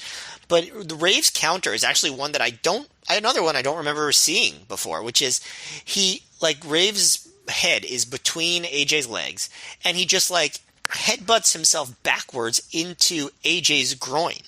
Like that's a unique counter, and then he follows it up with a baseball slide, and now he's in control. Of the match, and he hits a big clothesline to the back of AJ's head, and AJ takes a bump like on his face, on his nose. Like I don't know if that was intentional or not, but it looked pretty bad. And that Nana gets cheap shots in, and it's funny because at one point during the match, Gabe is on commentary. He says after this he's going to go to the back and quote deal with CM Punk. And I'm like, is he admitting he's the promoter on this show? Like, I thought that was weird. But as Rave slows things down, he's not really working on AJ's body parts. Like he's just sort of like slowly, methodically working over AJ. Eventually, he starts to target like the midsection a little bit. And the announcers say that's to set up for the Rave Clash, but it's not micro targeted the way that you might normally see a guy target a body part. There's one really cool sequence where Rave backdrops AJ onto the apron. AJ springboards back into the moonsault DDT, but Raves holds onto the rope and blocks that and then immediately hits the running knee for 2. I thought that was just like a really cool sequence of moves. At one point, AJ teases a brainbuster on the apron. Rave maneuvers back into the ring, and AJ hits like a springboard shoulder tackle, gets a 2 count. And then they're up at the top. And AJ headbutts Rave off, but then Nana comes and crotches AJ, and Rave puts AJ over his shoulders and just lifts him up and drops him rib first on the turnbuckle and spears him for a 2. And that's kind of when he starts to target the midsection. But the match is over pretty quickly after that.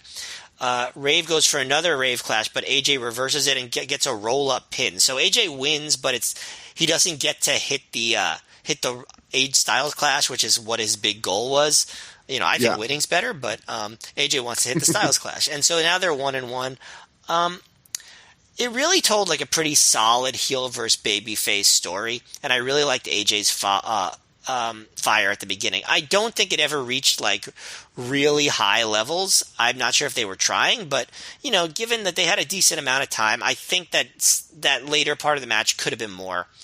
I guess the idea is that they were saving more for like future matches, but I think for as well as the match started, I was mildly disappointed with what it turned out to be overall, but I thought it was still pretty good, and I still think the better of the 2 matches between them so far. I agree on the quality of this match. I think I might prefer their last match a little bit more in this, but I would give this like 3.25, 3.5 stars, but somewhere around there. I agree with pretty much everything you said. I like that AJ was so, really had a chip on his shoulder at first, which is how he should have reacted in this feud. I wrote in my notes kind of responding to what you just said, like this to me felt like the kind of match you have in the middle of the feud where you're trying to have a good match, but you're also maybe saving something because there's rematches coming. Although I know Jimmy Rave has said that they weren't always on the same page in this feud. He maybe didn't always like how it turned out. So we'll see if they do have the bigger, better match when we rewatch their next couple matches. You went over pretty much all the spots. I really liked that sequence you mentioned where Rave counters the moonsault into the inverted DDT by just holding the ropes and Styles goes down and then he hits the running knee. That was one of my favorite sequences of the whole night. I think that just all the way it worked all together so quickly. It looked really good. I like that Rave broke out the spear. That it was cool that you pointed out that cool counter he did with the backwards headbutt to get out the Styles Clash. Just some really cool stuff like that. There were a couple little weird moments, but not really anything that big of a deal. There was one where AJ hit a drop kick to Rave's midsection, and Rave immediately starts selling his belt, even though like AJ's drop kick caught him like just in the stomach. And Prazak was like, "Oh, it caught him right in his face." And it was one of those things which I always feel like the move when someone hits something and it's not where they planned on hitting it, just sell where it actually hit, because on a moment like that, it was really clear it didn't come anywhere near his face, and both commentary and Rave were just selling the face anyway. There was also, I noticed AJ kept checking like a tooth during this match, so I don't know if he got knocked, like something hit him and loosened his tooth, but he kept checking a tooth. And like you said, for something to watch, if anyone's watched this match, really take a note where Rave does the lariat from behind. Because like Matt said, AJ takes like this hellacious bump on like his face and shoulder from taking a clothesline from behind. It's one of those things where sometimes guys that are athletic that are really going for it, they'll just take a routine bump and decide, I'm going to half kill myself just because I can, because I'm AJ Styles. But Matt, the most important thing I have to talk about this, I have a question to ask you, which is, am I going crazy here? Because there's a moment where the match goes to the apron, and I think Dave Prazak says they're in Canadian territory when they're fighting on the apron. Did he say that? What does that mean? I'm Canadian. Matt, I don't know what that means. Is the apron Canadian territory? Is that like an up north? Like, what? I missed that, and I don't know. And I'm hoping that he didn't really say it, and you just like we're dreaming it and like are going insane. That would be the best case scenario here. But no, I rewound it once, but he literally, I think they were fighting on the apron, and Prazak goes, "They're in Canadian territory." It's weird. Okay, so I'm just basing on a phrase that I don't even remember hearing. I believe you, but I'm going to try to logic this out. If America is the inside of the ring, then right outside the border of America would be Canadian territory. Like, that's the only thing I could think of. Oh, and that explains why whenever someone goes backstage, the announcers always say they're going to the North Pole. Completely makes sense. Okay, you got it. Exactly. And like, if you're brawling in the crowd, you're right in Oceania. They're taking a little trip to Alaska. Ooh, watch out for the table. God, we're goofy. Something, Matt, I don't know if this happened during the match or after the match, because the live reports I've seen kind of have paint a little bit different pictures, but either way, this is something we can tell you definitely did not make the DVD. And I'll first go to the Observer. Dave Meltzer wrote, during this match, the AJ versus Jimmy Wraith, Mike Cruel laid out Matt Stryker, not the one they used to use in Ring of Honor, but the fired New York school teacher. So yes, apparently Matt Stryker, of announcing later on in WWE and currently TNA fame, was on the show. And this was short. Actually, it gets explained in the next note I have, because Mike Johnson also wrote about this. He wrote, Matt Striker, the indie wrestler who was fired from his position as a high school teacher after using sick days to work a 0-1 tour, also debuted for Ring of Honor. He came out to Van Halen's Hot for Teacher. That probably wasn't the best idea for someone who wants his job back. He did an interview segment thanking everyone for their support and ended up attacked by the embassy. This sets up a Mike Kroll versus Matt Striker bout for tonight in Manhattan. Somewhere in all this, the Outcast Killers quit the embassy over Nana's treatment of valet Jade Chung. The storyline with Chung is she's an impoverished woman from Vietnam and is working as Jimmy Rave's footstool to earn money for her family back home. I expect she'll get a huge pop whenever she turns babyface. So, couple things. I guess before the Matt Striker thing, that last thing Mike Johnson says plays on something you said earlier, Matt, which is, Ring of Honor hasn't really explained why Jade Chung is allowing herself to get abused, but clearly, whether that was on the website or something we didn't see, I think that's supposed to be what we're supposed to know, is that the idea that, oh, she's from Vietnam, and if she doesn't work for them, she'll be poor or have to go back. Because I think there was one other Nana promo where he says something like, hey, do you want to go back to your 17 brothers and sisters in Vietnam? But they don't really talk about that a lot, do they, so far? No, they don't. They barely talk about it. Clearly what it's a takeoff on is Virgil, right? And Ted DiBiase, where he was like, think about your family, think about your mother right before Virgil turned face. But they don't do it as well because they don't give her any character or chance to really tell her story in the same way. And if Nana did include important details in this promo, they cut it out of the DVD. So yes, I got that was the vague implication, but it's not really played upon so well to the point where it justifies the angle, I don't think. And Matt Striker not on this show at all, and he does have a match with Mike Kroll on the next show. Yes, but that also does not make DVD. Yes, and I was there for that and remember it quite well. And yeah, for whatever reason, I forget why they cut out all the Matt Striker segments from both shows, even though he got over very well. So I don't know if it was related to WWE or just since he's not their guy, they might as well not waste DVD time promoting him. Once he signed with WWE, which I think he probably had by the time these shows came out. I'm not positive about that though. But yes, he was on these shows, he was promoted, he was over, and he performed, at least what I remember from Manhattan, relatively well. So yeah, I don't know. That said, there was this DVD was pretty packed, so I guess they didn't need to include it. Yeah, it's a weird 15 minutes of fame he had at this time for, like Mike Johnson said, getting fired from a teaching job because he used sick days to work a 0-1 tour. That was true, and that was kind of he was on the indie scene before that, but that was kind of the thing that he was most famous for before he signed with WWE, I think, was. Yeah, and obviously this all happened very quickly. That's what got him. That's what got him signed with WWE. He would not have been signed at that time if it wasn't for that notoriety. That's probably why he got these bookings with Ring of Honor this weekend. It 100% is. This was what was in the news, and it was oh, we're going to bring Matt Striker in. Everyone's talking about him. That is 100% the reason. Yeah, that wasn't even. I don't even think they pretended otherwise. What a weird little time capsule of that era. But after the match, Gabe notes that no one was able to hit the Styles or the Rave Clash. So that's how Gabe's kind of selling the continuation of the feud, which is, like you were saying, you would prefer the win, but they're kind of building this feud off of, it's about which of their finishers are better, which are the same move. So at that point, Raven Styles John the ring afterwards. Nana attempts to attack Styles from behind, but AJ catches him. He's ready to hit him with the Styles Clash. He has him in the position, but then Ray puts a plastic bag over AJ's head from behind, attempting to suffocate him. AJ quickly gets out of it, and he rolls to the floor, where AJ puts it on him again very briefly. Ray puts it on him again very briefly. It comes off, and Ray at this point just walks away to the back with the rest of the embassy. This, to me, felt like they were trying to do another one of the angles that Jimmy Ray's been doing a lot in this year with the aerosol spray in people's eyes, or the Punk cheese grater on the stomach tattoo.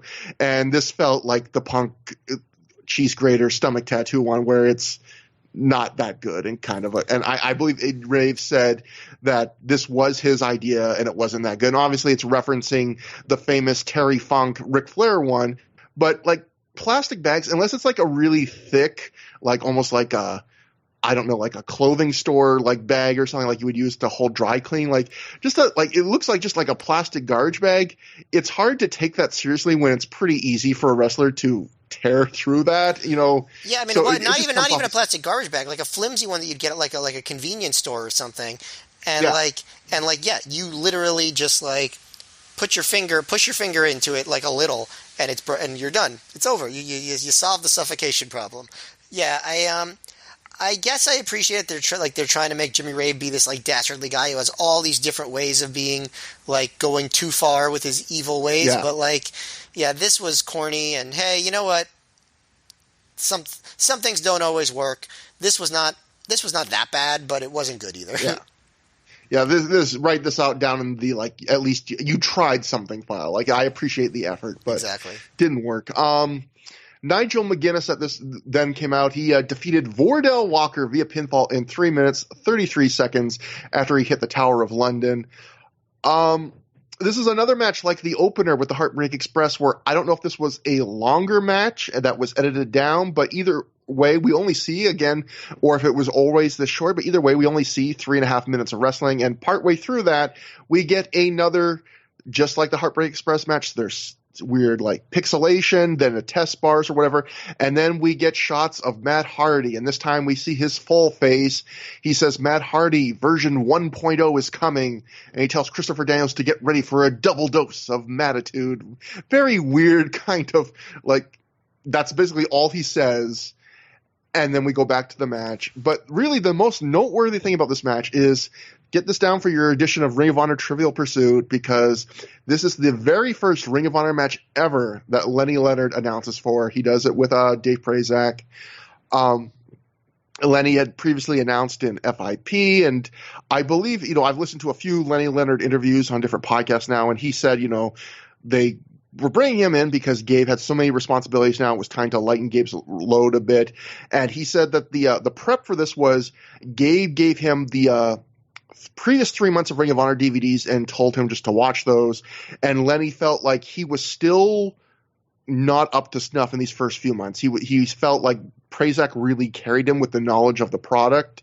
And you'll notice on these shows as we review them, Lenny doesn't call many matches at first, and he says that was by design to kind of ease them in, where like they would pick a match or two matches, and then they'd pick a half a show, and then eventually they were working his way into calling the whole show, almost giving him kind of training wheels. And we'll see. In fact, he only announces one other match on the rest of this show, but this is the first match he ever called on a Ring of Honor show. And I'll say the match itself, it's only 3-something minutes, and unlike the opener, which I felt there were some cool spots for the act trying to break the way in, Vordell Walker just, again, maybe he was part of a longer match. He does not look good here. I don't think he's suited for 3-minute bursts. He just very basic, doesn't have the charisma. And there's a really ugly spot where Nigel attempts to reverse an Irish whip, and Vordell just seems to have no idea what's going on. He doesn't go along with it. He kind of freezes, and he seems to kind of panic and try to think, oh, I've got to do something. And what he decides to do is to reach around and give Nigel a weird slap on his thigh. It was like he kind of just panicked and didn't know what to do. But that the weird career of Vordell Walker in Ring of Honor continues. I've never seen a guy get brought in with so much hype in Ring of Honor, and then almost immediately it feels like they gave up on him. And that's what happened here. And I think this is his second to last ROH show, at least in terms of the main card.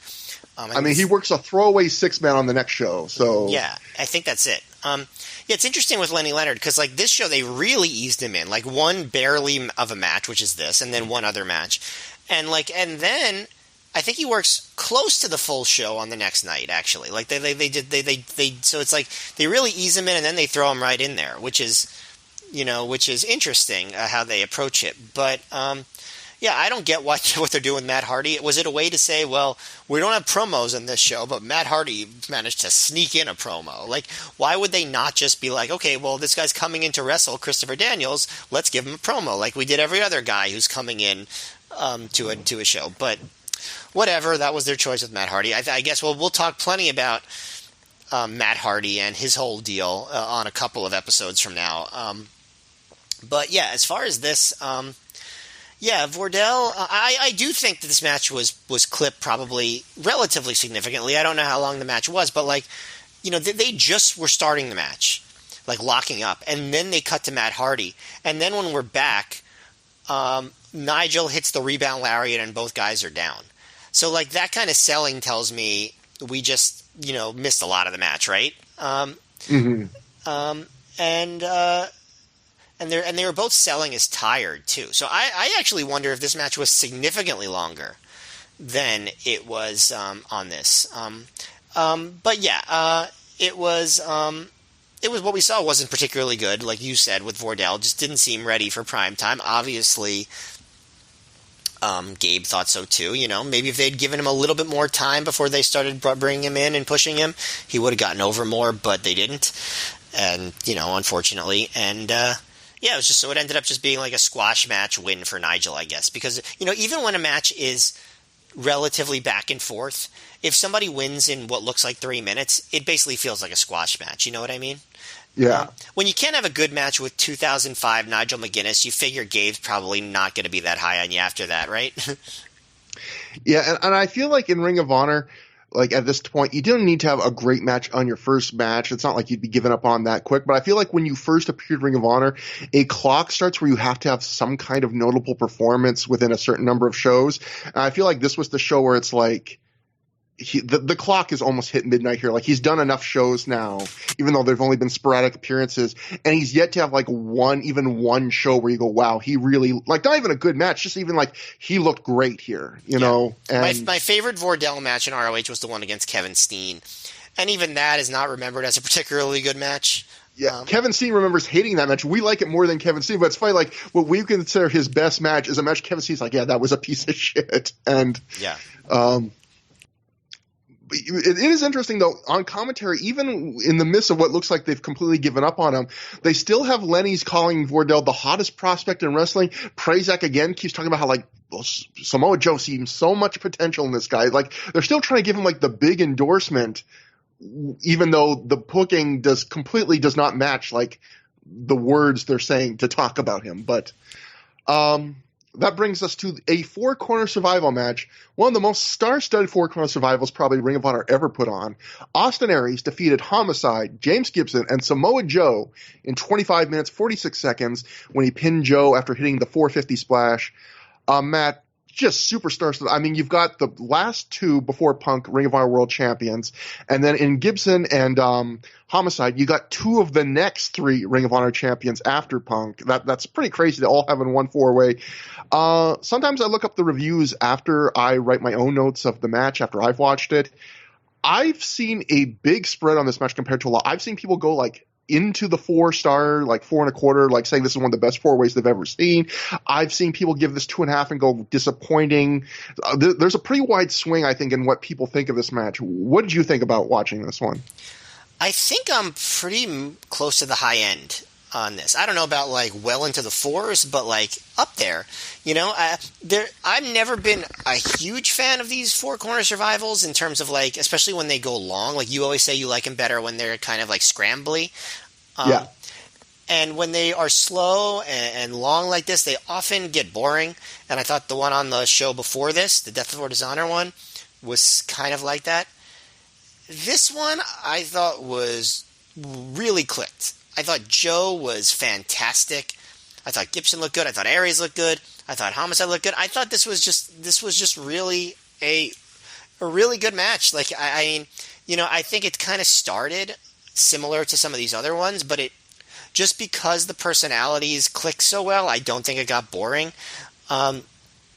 But like Aries and Gibson started off, they did kind of the slow feeling out process, and Prazak said on commentary, both of these men are one step ahead of one another, which broke my brain a little bit. But once my brain was got fixed, there was some storylines early, like Homicide didn't want to have to wrestle Gibson, so like he would get tagged in, and then he would like tag right out or tell Gibson to tag in Joe.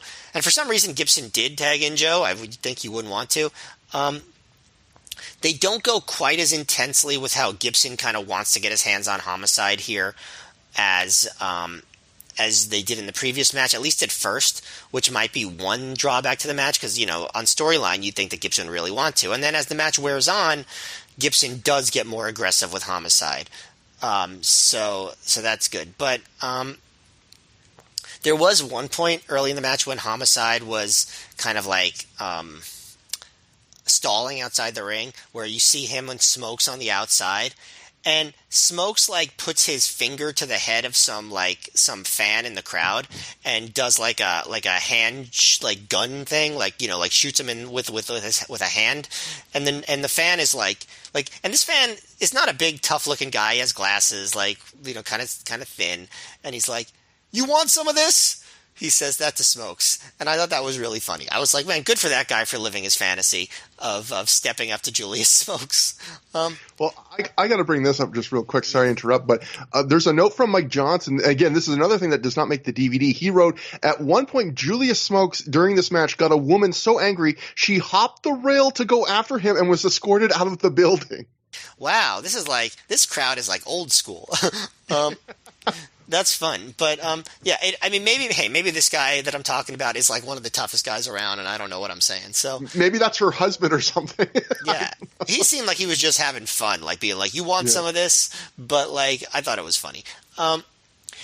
Then when Joe and Homicide get to it, Joe actually monkey flips Homicide, which you don't see Joe doing monkey flips too often. Then they do some fast paced arm draggy type stuff, and Joe throws Homicide to the floor, and as he goes for the elbow suicida, he realizes Homicide is gone. So Smokes just shakes his crotch at Joe, and Joe's really confused. And then meanwhile, Homicide this whole time has been crawling under the ring from one side to another, and then comes back in the other side and goes for the tope con hilo. But Joe just kicks him to cut him off. And I was like, man, those guys have wrestled a lot, and they figured out a good spot that they had never done before, so good for them. I enjoyed it. But the match goes on. It slows down a little bit. Homicide's working on Gibson. He puts him in a chin lock with a knee to the back, and they end up outside. And Gibson just out of nowhere suplexes Homicide onto the timekeeper's table. And I love table spots when you are not expecting a table spot.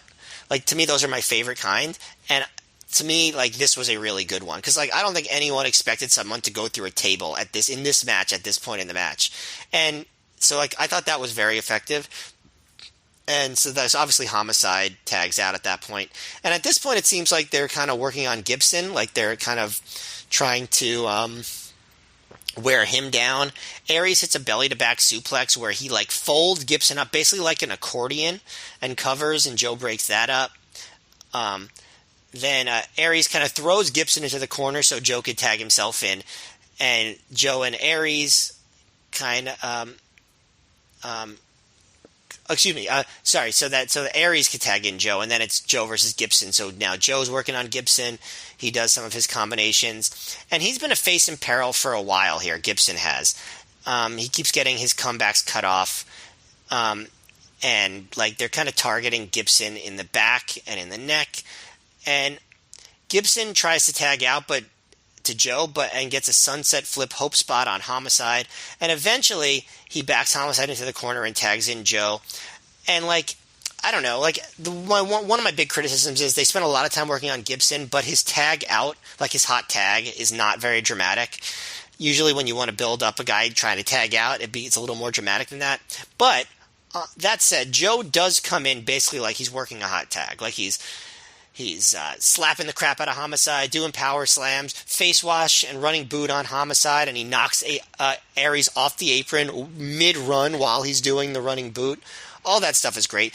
At this point in the match, Joe just is on fire, and he's on fire, I think, for pretty much the rest of the match. Gibson goes to work on Homicide some more. Homicide hits an ace crusher out of nowhere, tags out to Aries. They continue to work on Gibson's midsection. And eventually, Joe gets back in, goes to work on Aries and Homicide again, hits the ST Joe on Aries, and clotheslines Homicide. And that's when Gibson knocks Joe out of the ring. And I feel like this is when the match gets really, really good. He goes on top, but Homicide stops him with a chin breaker, and Homicide hits a tope con hilo onto Joe, flying into the crowd and basically right onto Green Lantern fan. I don't know if you noticed that. And his tope con hilo. Then Ares hit the heat-seeking missile on Homicide. Then Gibson comes off the top with the flipping dive onto Ares and Homicide, which leaves Joe in the ring, and he does his big, twisting splash over the top rope onto all three. It wasn't the best one of those twisting splashes he ever did, I thought, but it was effective enough. It's still impressive when Joe does it. Then he whips Homicide into the guardrail, whips Ares into the guardrail, hits the ole ole on Ares. He goes to hit one on Gibson, but Homicide pounces him, literally, like a Monty Brown-style pounce into the guardrail as he ran at Gibson, which the crowd goes nuts for. Then Homicide goes for the ole ole on Joe, but Joe gets up and backdrops him into the guardrail. And both of those counters I thought were super well timed. And the crowd just is loving it. They're chanting ROH. Back in the ring, Joe is fighting with Gibson. And then gets the STF on. Ares breaks that up. And so Joe just knocks Ares out with one slap. Joe's he's slapping the crap out of Gibson. And Gibson knocks Joe down basically just by collapsing onto his legs. I actually don't even know if Joe was supposed to go down there. He might have just fallen after Gibson collapsed onto him. But either way, I thought it worked well. And that's kind of when Gibson, he hits a running knee and a bridging German suplex on Joe for 2. Then he goes for the guillotine choke with Joe standing up. And so Joe just runs him into the corner. Ares tags himself in. Gibson helps Ares double team brainbuster Joe. Ares covers. Gibson breaks it up. Ares goes for the 450, but Homicide shoves Ares off and just sends him flying into the guardrail, just flying backwards. Then Homicide hits the lariat to the back of Joe, but Gibson knocks him out of the ring, and they both fall out. And then Ares comes in and hits the 450 and gets the pin. I know I spent a lot of that just describing move sequences, and there was a story to it early on with Gibson and Homicide and working over Gibson.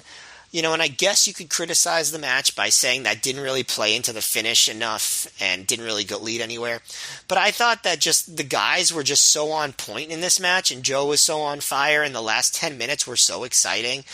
And it never got boring despite its length. It was something like 25 minutes. That I just thought it was great. I thought it was a really good centerpiece match to this show. It really was a glue. If you went to this show and you're I saw that match, I feel you would go home really happy. These 4 top wrestlers in the world at this time really putting on a show. And I thought that's what this was. It didn't aspire to be anything more than that, but for what it was, I thought it was just really, really good. I thought everyone was really on their game. So I was not as high on it as you. I was not as low on it as some other people, but I do have a lot of the problems with this match that I have with a lot of these 4-ways in Ring of Honor where I've just gotten fatigued, where it's not impossible to tell a really good story in a 4-way, because we've seen it with the Crowning a Champion 4-way, and that one went in an hour and that told a really good story. But like you mentioned that I've said before, I generally think these 4-ways are better when they're spotty, because it seems like it's harder for guys to tell a really engaging story in a 4-way. I feel like 4-ways are probably the wrestling equivalent of speed dating, where you're getting these brief little combinations that keep switching, and it's hard to build chemistry, and if you do build chemistry, even that kind of sucks because your partner's switching out. You're oh, we're finally getting someone else has to come in. And it wasn't that the match is bad. I would give it 3.5 stars. It was more that these 4 guys are top of the card, great wrestlers, and I expect even more from them. And I felt like this match, it just, even though technically it's building up the Ares Joe match, which happens the next night, and it's trying to keep the Homicide Noble feud going, and everyone kind of has a history with almost everyone else in the match. It felt kind of just like a random 4-way in some ways, and everyone was working hard, but just, I don't know, it felt kind of, there was good action, but there was something about it just didn't kind of feel essential or important to me for a match this high on the card with these names in it. But I do completely agree that the last few minutes, once that dive train happens and all those, the fight on the outside with those really cool like counters happen that you mentioned, I think that's when this match kicks up into like a really great gear where that from that point on the match is great. Those final few minutes. That James Gibson German suplex with a bridge on Samoa Joe looks so good, and as always, James Gibson's execution is so good. He has these really good snappy leg drops that I think are like the most painful a leg drop could look. Like, you know, you grew up on like Hulk Hogan. These like they're like really quick and short, but he kind of just explodes into them. I really like that stuff. I really like the finish where you know, Gibson and Aries team up to hit Joe with the brainbuster, and from there, it's kind of like a scramble between Homicide, Gibson, and Aries to try and figure out, like, to fight each other off and be like, okay, we've hurt Joe, who's going to be able to get to finish him off? And, you know, Aries ends up getting to be the one that does, and which builds up the storyline that, you know, Aries has Joe's number heading tomorrow night. He always beats Joe.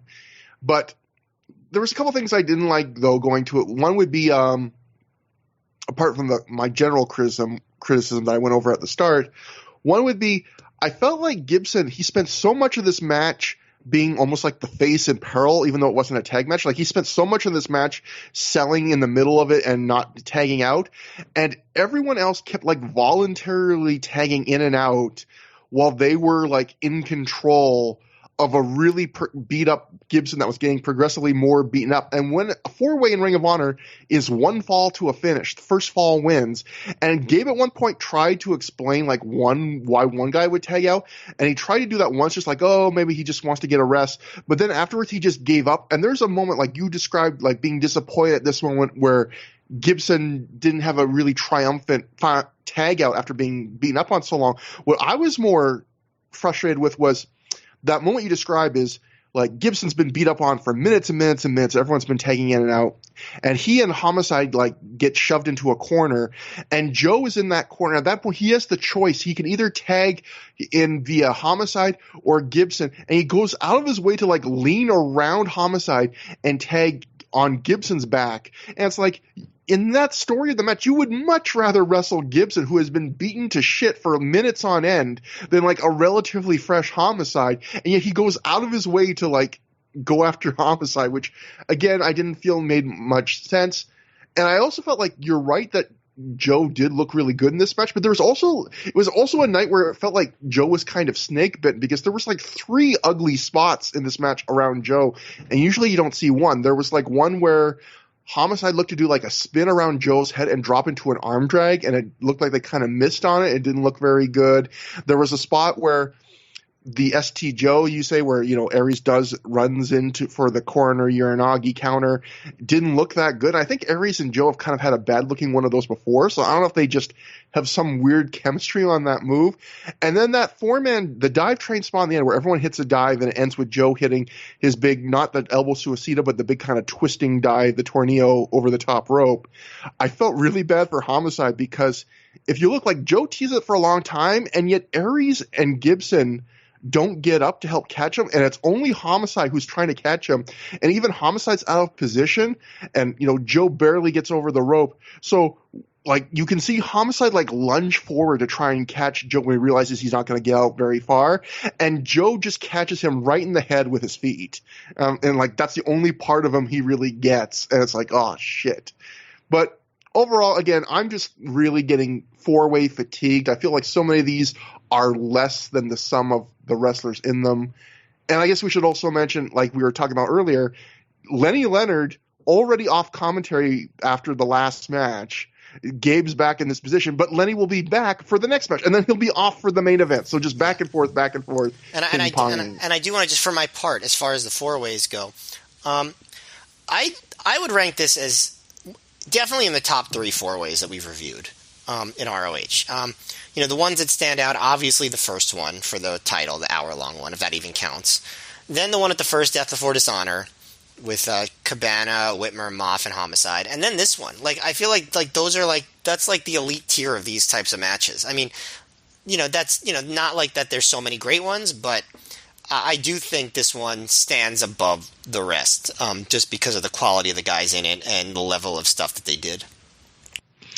I think the final few minutes do. I think I would still put those other two like on a much higher tier than this one, but this might be on a tier. It might be those in a tier, then this one that in a different tier, then a separate tier for everything else to me. But like, I mean, yeah, it definitely was better than a lot of the generic four ways, but I still felt that my opinion was it still had some of that generic. But again, looking online, I've seen compared to a lot of Ring of Honor matches, very divergent opinions on this one. There's people that liked it even more than you. There are people that liked it less than me. So kind of all over the place. But watch for yourselves, folks. You decide.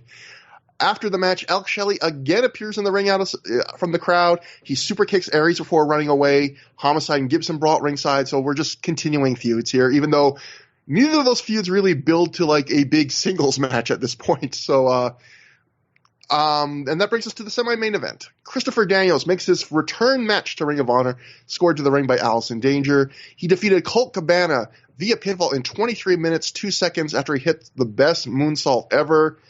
I thought this match was disappointing, Matt. I thought this was kind of, Christopher Daniels is a very good wrestler. He's had some great matches.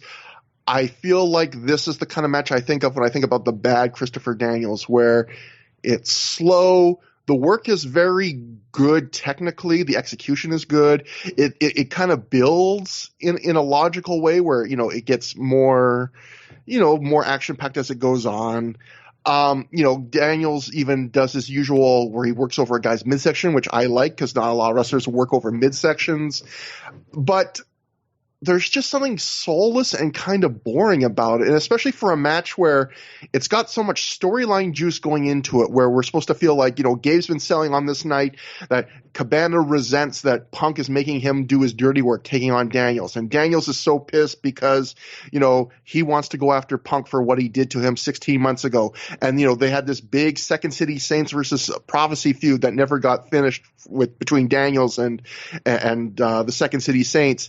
And then the match starts, and Colt's just being classic goofy comedy Colt, and he keeps wanting a handshake, and of course Daniels won't give him a handshake, and Daniels is just getting pissed off that he's not taking things serious, and Colt's just like, I just want a good wrestling match.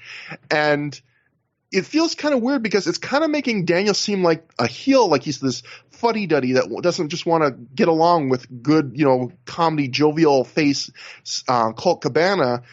And at some points, the crowd actually gets to be like 50-50 in cheering for both guys. But yet in storyline, Daniels is supposed to be the mega babyface now, like the triumphant hero coming back, trying to save us from CM Punk stealing the title. But all in all, like even as down as I am, I would still give it like 3.25 stars, which I'm giving like a lot of matches on this show. But I just feel like it's Daniel's first match back. Colt's a very good opponent. They got a lot of time, 23 minutes is, a good amount of time. And really, I thought the match really got exciting halfway through when Punk got to the ring. I felt like, sometimes that kind of stuff distracts from a match. Punk comes from ringside like halfway through this match, and he starts to really cheerlead Cabana. The end of the match comes when he tries to interfere. He pulls a chain out of his tights and he wraps around his fist, but he has his back to the ref when he's doing it.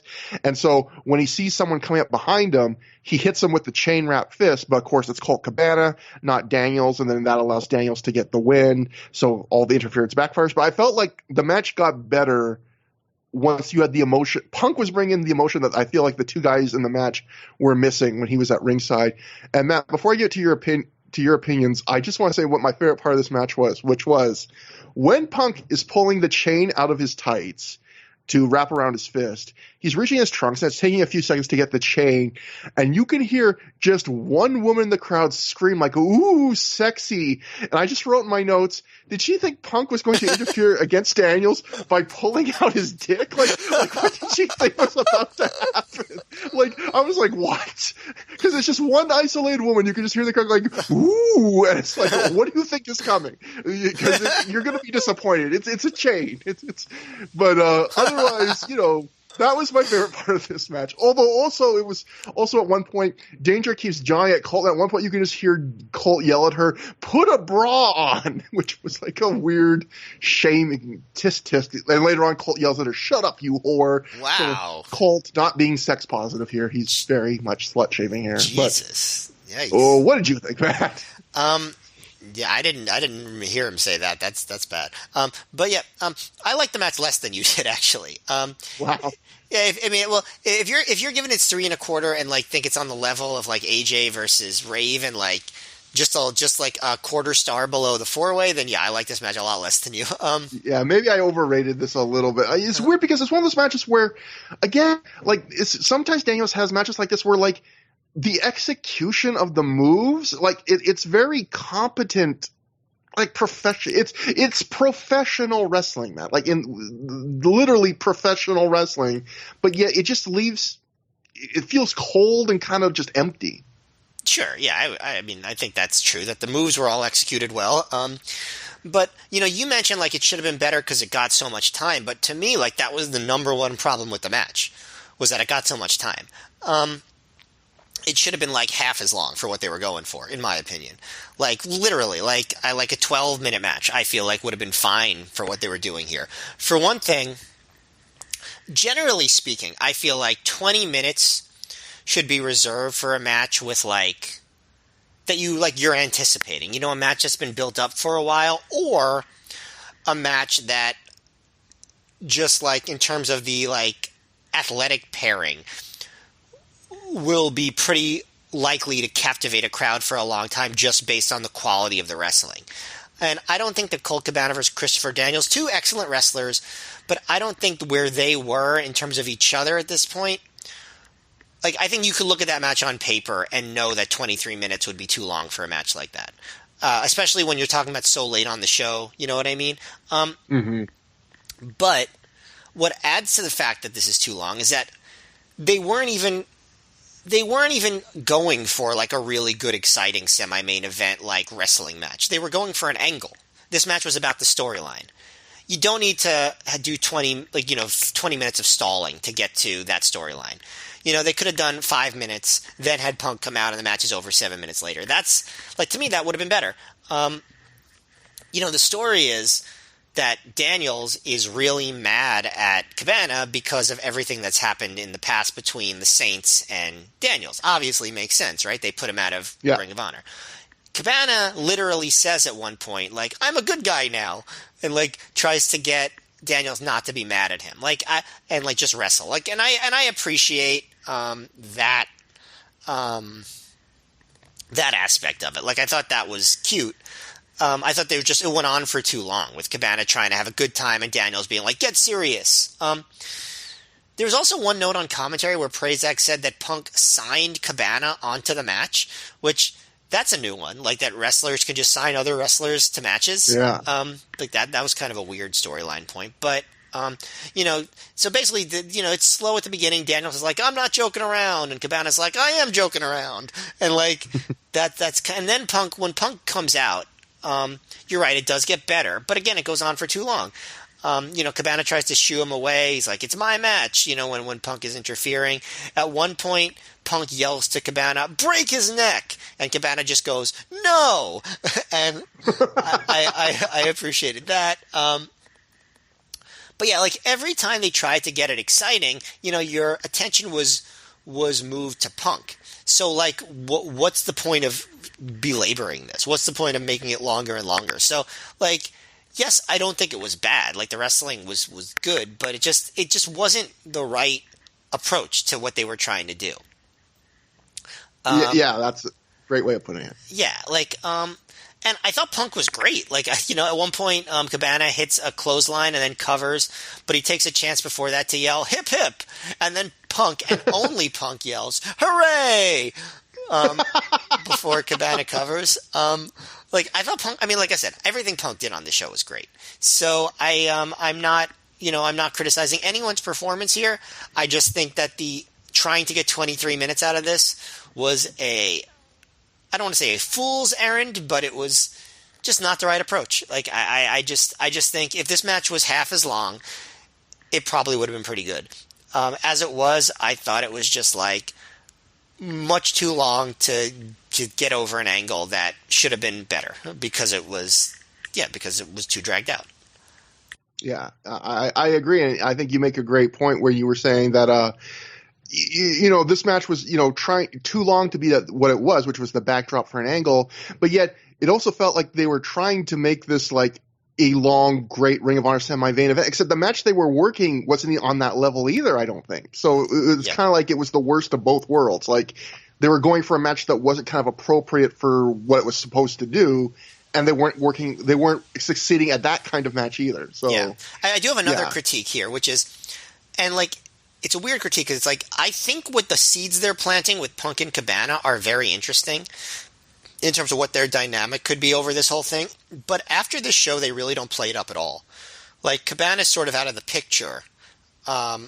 In fact, I think he goes away for a few shows right after this. I think he's on the next show, and then he's gone until the Midwest shows in August. So he's kind of away for the rest of July, which, feels like a missed opportunity because those two together, would have been a very interesting dynamic. Maybe it was just too late to change anything. Maybe Colt is just like was already planning on going to Europe and that was the deal. But, so maybe that's not a fair critique, but still a little bit disappointing to see what could have been. Well, also even on the next show, obviously on this show, Colt's focus is all about being involved in the Punk storyline. But on the next show, we people can't forget he's in the middle of a feud with Nigel McGuinness, and so like the attention gets kind of switched back to that again. He's still got matches to go in that. So, right.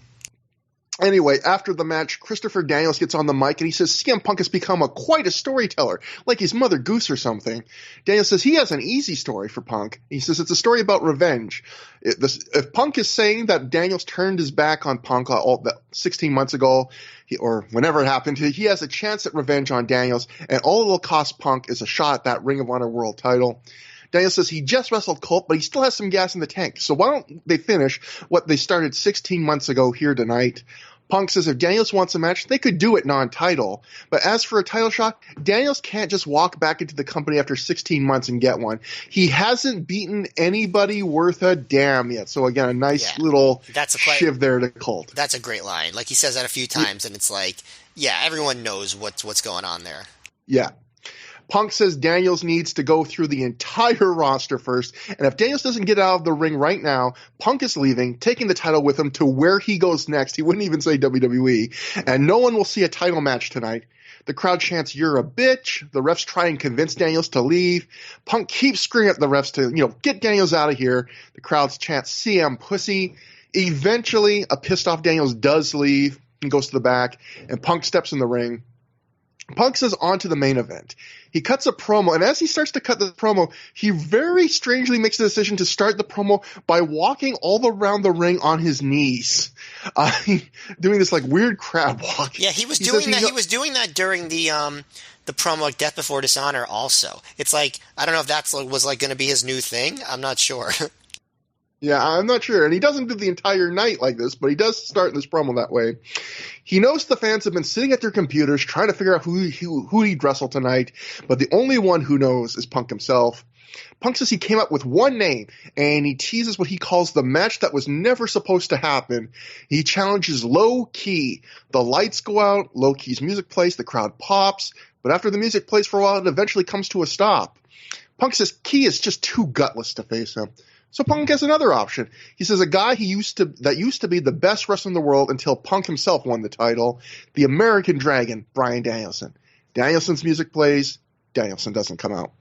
Okay, so Punk says if there isn't one Ring of Honor legend that wants to fight him, maybe there's two. They recently returned to the squared circle. Ladies and gentlemen, the Briscoe brothers. The Briscoes' music plays. The Briscoes don't come out. Punk says he's made 4 challenges. No one has come out, so he's leaving. And that's when Mick Foley, bang, he just appears. Big, huge Mick Foley reaction from the Long Island crowd. Foley makes his way to the ring, gets the mic. He says, as you can see, he spent more time at the buffet table than the gym recently. And after seeing the athletes of Ring of Honor put on a hell of a show for 11 hours, he jokes. He knows he's not in good enough shape to be in their league tonight, so he's not going to be the one answering Punk's challenge. Foley says he brought guests tonight. Dave LaPointe, who pitched Game 7 of an 80s World Series game, came and brought his son. because he heard great things about Ring of Honor. Foley also randomly name drops a friend named Chris Giordano, who he says he watched pay-per-views at his house. He says they've spent he said this man spent his whole life in a wheelchair. He's here tonight. He says neither guy has ever heard him swear. He says his wife and daughter our son and daughter are here tonight, I think he said. They've never heard their dad say the F word. Mick says that's about to change because Foley then goes on to say that when Punk came out here earlier with his new purple hair and three-piece suit, he couldn't help but think that Punk looked fucking ridiculous. That gets a big pop, big Foley chant. Punk says as ridiculous as Punk looked, though, he knew he sounded even more fucking ridiculous. He says Punk knew that Danielson's in Europe right now. He knew that Loki's in Japan right now. He knew that the Briscoe brothers haven't wrestled in Ring of Honor in a year. Most ridiculous of all was Punk saying that he made Ring of Honor, though. Mick says Punk didn't make Ring of Honor. Ring of Honor made him. He says he hopes Punk makes millions of dollars. He was pulling for Punk to go to WWE for months before Punk ever got the call from them. He says Punk, though, needs to offer a shot tonight to a hungry young competitor. There's only one way to be a champ forever, and unfortunately for Punk, Gabe Sapolsky does not have a daughter he can marry. That gets a big pop. That gets a Foley chant. Punk then says Foley is making that daughter comment to try and make the correlation between Punk and someone Mick could never live up to. Someone else Mick could never live up to. Trying to say he also couldn't live up to Punk. Yeah, exactly. That's a good catch. Punk says Foley is a 3-time WWE champion, but he held it for 3 weeks collectively? He goes, no, there's a guy with 3 initials that Foley can't hold a candle to. And Punk says, yes, Triple H has 3 initials, but when it comes to putting asses in seats and selling pay-per-views, Mick isn't even in JBL's league. And that gets a big ooh from the crowd. You know what adds to that line is the fact that JBL is the guy that Punk ended up beating for his first world title in WWE. Yeah, that's interesting. And it's, you know what, JBL returning the favor for this night. JBL really appreciated it. He was like, Vince, I got to go out of my way. I got to give the title to this kid. He knows a good wrestler. But Mick at this point, he goes over his 3 short title reigns and he talks about them. He says, what I'm really proud about in my career is knowing that wrestlers were better off having me in their careers. He talks about Triple H and Batista recently doing big pay-per-view buys, and he says he'd like to think maybe his matches with Triple H had something to do with those buy rates. Mick says you can ask Steve Austin, The Rock, and Randy Orton if their careers were better off having Mick Foley in them. The fact is, Mick did business on the way out and left the promotion in a better place than he found it. Foley asks Punk if he wants to be remembered for the 5-star matches with Samoa Joe or for being the guy who stunk up the place and left it in a worse place than when he came into it. Foley says Punk better find an athlete to wrestle from this new generation of talent. And the crowd starts to chant for Samoa Joe again because this is 2 straight shows where anytime they tease that Punk's going to wrestle somebody, the crowd immediately chants for Joe because that's the match they want to see. They want to see another one of those. Punk says he's done wonders for Ring of Honor, but fine. Foley helped him to get where he's going, so Punk will do this. There's someone that fits the criteria Foley is looking for, and Punk mentions how I've lost to this guy at the Back to Basics show, and I want to avenge that loss. I want to wrestle Jay Lethal, and out Jay Lethal comes as we see a quick clip in the corner of the screen of Lethal, in fact, pinning Punk in a tag match at Back to Basics. So, Matt, another big, verbal sparring between Foley and Punk. I find that, sometimes with Mick Foley, he has this need to respond in great detail to every criticism thrown his way, even if it's in the middle of a wrestling promo that shouldn't be that much about him. And he kind of does that here. But I felt like he really did a good job, though, of making it work because he took everything, he goes in this whole defense of his career and, the promo starts becoming way more about Mick Foley defends his legacy than CM Punk. But then at the end, he brings it all back around where he's like, my legacy isn't, pay-per-view buy rates or all this stuff. My legacy is I made people's careers better. I made the promotion I worked in better, and you're going to throw that all away. Like, are you going to do that for Ring of Honor, or are you going to just, walk out and not do the right thing? And I do think by making it at the end like that, he kind of did give the promo like a good finish that kind of gives Punk a reason to actually have a match here. But what did you think about the promo? Yeah, like I said, I think everything involving CM Punk on the show was gold, this segment included. I actually think this was Mick's best mic work in ROH so far. And he was good on other shows. I didn't think that the hardcore versus pure wrestling thing was that great. I thought he sold it well, but I didn't think it was great. The stuff with Joe, it worked, but also like people didn't want to boo Mick Foley. I think he did a great job, and I think that Punk, did an even better job. I think Punk was just on fire on this show. I really enjoyed kind of like the snaps and the comebacks the two guys had against each other. I thought it worked. And I thought just, the crowd was clearly hanging on everything. One thing that I found interesting, with Lethal, because he was the big announcement. Because this was a show where a lot of people really did think Punk was going to drop the title to somebody, I think a lot of people were disappointed at first when Lethal was announced as the guy, whereas I think if people were just kind of thinking of this more long term, they wouldn't have been as disappointed. But because I think people were like, oh, he's going to wrestle one of the stars and lose it to one of the stars. But what it did allow for was a little bit more drama in the Lethal match, but down the stretch, just because people, even though I think a lot of people didn't really think they'd put the title on Lethal, there was that thought in the back of people's mind, like, on this show, maybe. And I think that helped the match a lot in the end. Yeah, I mean, we'll get to the match in a sec, but yeah, I think in this match, like, there are some New Year falls for Lethal near the end where the crowd, like, is surprisingly loud. Like, I don't know how many of the people in the crowd bought into that Lethal could win, but I think some did. And I think this is the only show you could have booked this match where they would have believed that, because I think the last show has so many crazy twists at the end that I think it did create this environment for a short time where fans really did think that, like, anything could happen. Because, yes, Lethal beating Punk would have been a huge, crazy surprise upset, but we just saw a bunch of crazy surprises at the end of the last show. So maybe this could happen. And I think this was, if you're ever going to do this match for the title, this was the show to do it on, I think. Yep, but, definitely. Anyway, I'll just say about the promo. I thought it's a very good promo. The sparring is great. The Observer wrote about this. They said, apparently CM Punk's mic work is the best it has ever been. And Mick Foley was very complimentary of working with him when it was over. So, Mick was always talking to Dave probably. So, and, I think, Mick and Punk had a very good rapport at this point. And I think another thing that helped this promo is they definitely had already at this point now had like a shared history. Like when Foley says, hey, I was campaigning for you for months before WWE offered you a job.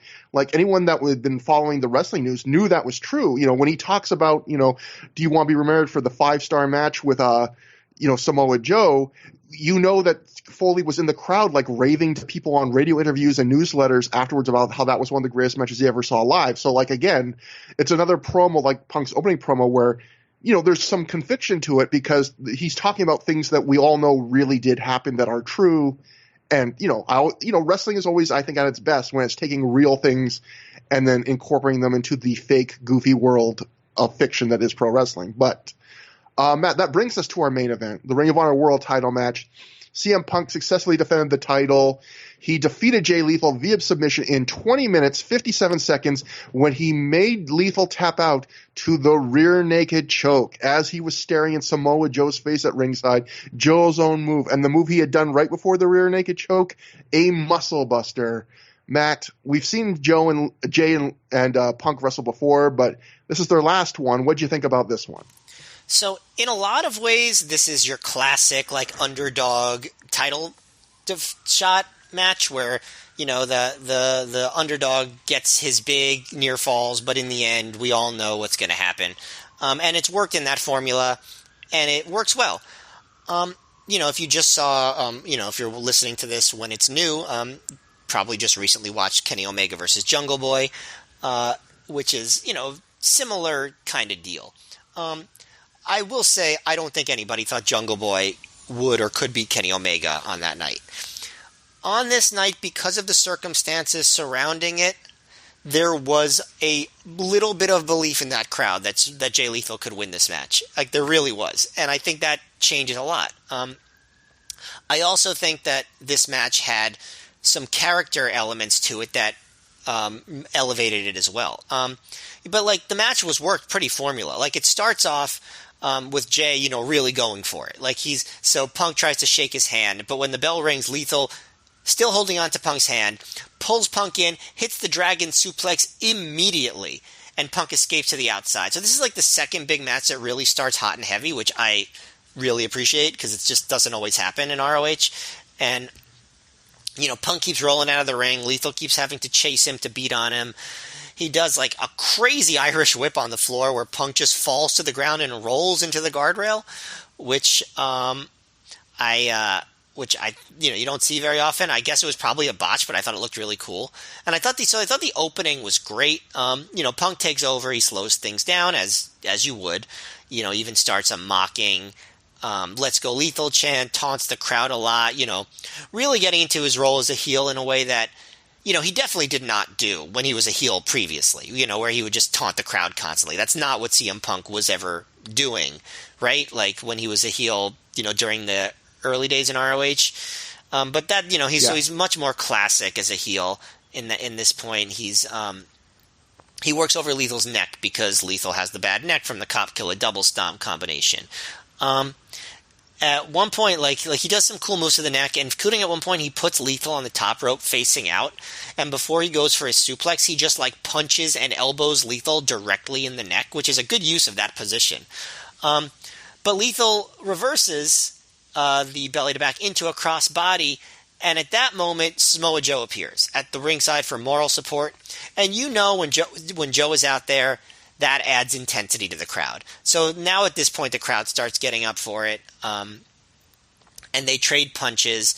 And Lethal hits some combos, gets some 2 counts, rolls through a Punk reverse crossbody, gets a 2 count, kicks out at 1 after Punk hits "Welcome to Chicago." Actually, one thing I noticed about this sequence of this match, even for ROH standards, there are a lot of reversals between reversing the crossbody, reversing the mule kick into the dragon suplex, Punk reversing an Enziguri, Punk reversing the dragon suplex into an Enziguri. And Lethal eventually hits a fisherman suplex and goes right up for the diving headbutt and gets a big pop for the 2 count. Then they do a bunch of roll-ups. Punk lands on his feet after a German suplex attempt and hits the Shining Wizard, and Punk goes right into the Anaconda Vice, and that the crowd is really going nuts for Lethal at this point. And after Lethal makes the ropes, they try to do a repeat of the famous low-key homicide spot from Do or Die where Joe slaps Lethal to fire him up. It's definitely not as dramatic as that one. The timing isn't quite as dramatic and the slap is not quite as loud. And Lethal's reaction is not as memorable, but still like a good homage spot, and I think it worked for the crowd. And like at this point, like Lethal kind of hulks up a bit. Like Punk keeps ramming Lethal's head into the turnbuckle, but Lethal just kind of looks at him and fires up and hits a bunch of chops. Punk again avoids the dragon suplex and avoids a tornado DDT, but that's when Punk hits the muscle buster right in front of Joe.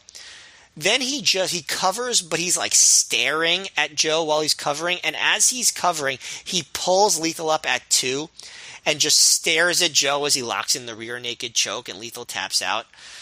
That's just a damn good heel finish. Just like the evil stare at Joe. Like I didn't remember that, and that's just such a great finish right there. Lethal, I don't think is hurt by it. I think he's much helped by this match actually. And Punk just gets to be the biggest bastard in the world. It puts heat on him. It puts heat on Joe. I really like this a lot. Like maybe I'm overrating the show, but like I thought Punk was so good. I thought that again, because of the circumstances, it made the match more believable. Even though it was a formula in a lot of ways, I thought those little touches made it something more. So I thought this was a really good main event. Really, really good. Yeah, this was one of my favorite matches on the show. Like, probably not that much more than other matches, but I thought this was a very good match. I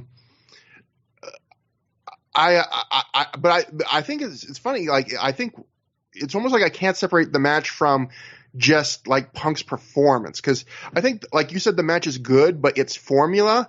But I think just like the last match where it got better when Punk came out, this match, which was already better than that match, the Daniels Cabana match, when Joe comes out, there's a whole extra level of intensity. Like the crowd starts seemingly buying into near falls more. They start popping louder. Joe's really good at being like a really intense guy yelling out advice. Like he really makes you believe that he really wants to see his guy win here. Like he's not just being like, come on, buddy.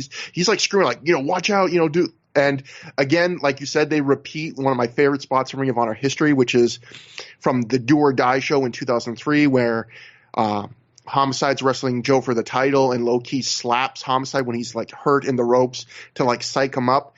But that goes to one of my biggest criticisms of this match, though, which is normally I think one of Lethal's biggest strengths in this era of his career is he's really good at fiery babyface comebacks.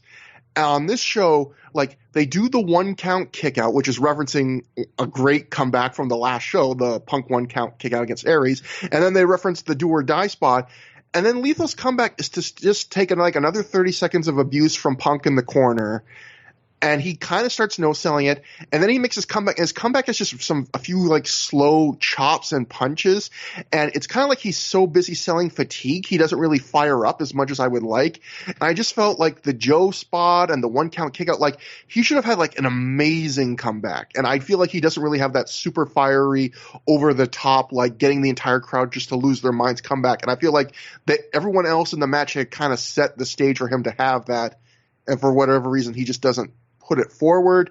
But I thought it was a very well-designed match. I think it was really interesting having Lethal hit his finisher at the very start, and then the next few minutes being all about like Punk immediately rolling to the outside of the ring and Lethal trying to get him back to the ring for the cover, but he can't, so he just kind of settles for beating up Punk on the outside for a few minutes and inside, and how he dominates Punk for the first few minutes, which again, we saw that with AJ and Rave earlier, but this is much more novel because you're not used to seeing like Jay Lethal dominate the world champion CM Punk. Like that gives it a bit of a extra thing. And yeah, the work in the middle is good, fun, decent work. And the end, the way it plays, sets up a Joe thing with, Punk doing Joe's spots and breaking the count, and just the look on his face as he's just taunting Joe at the end.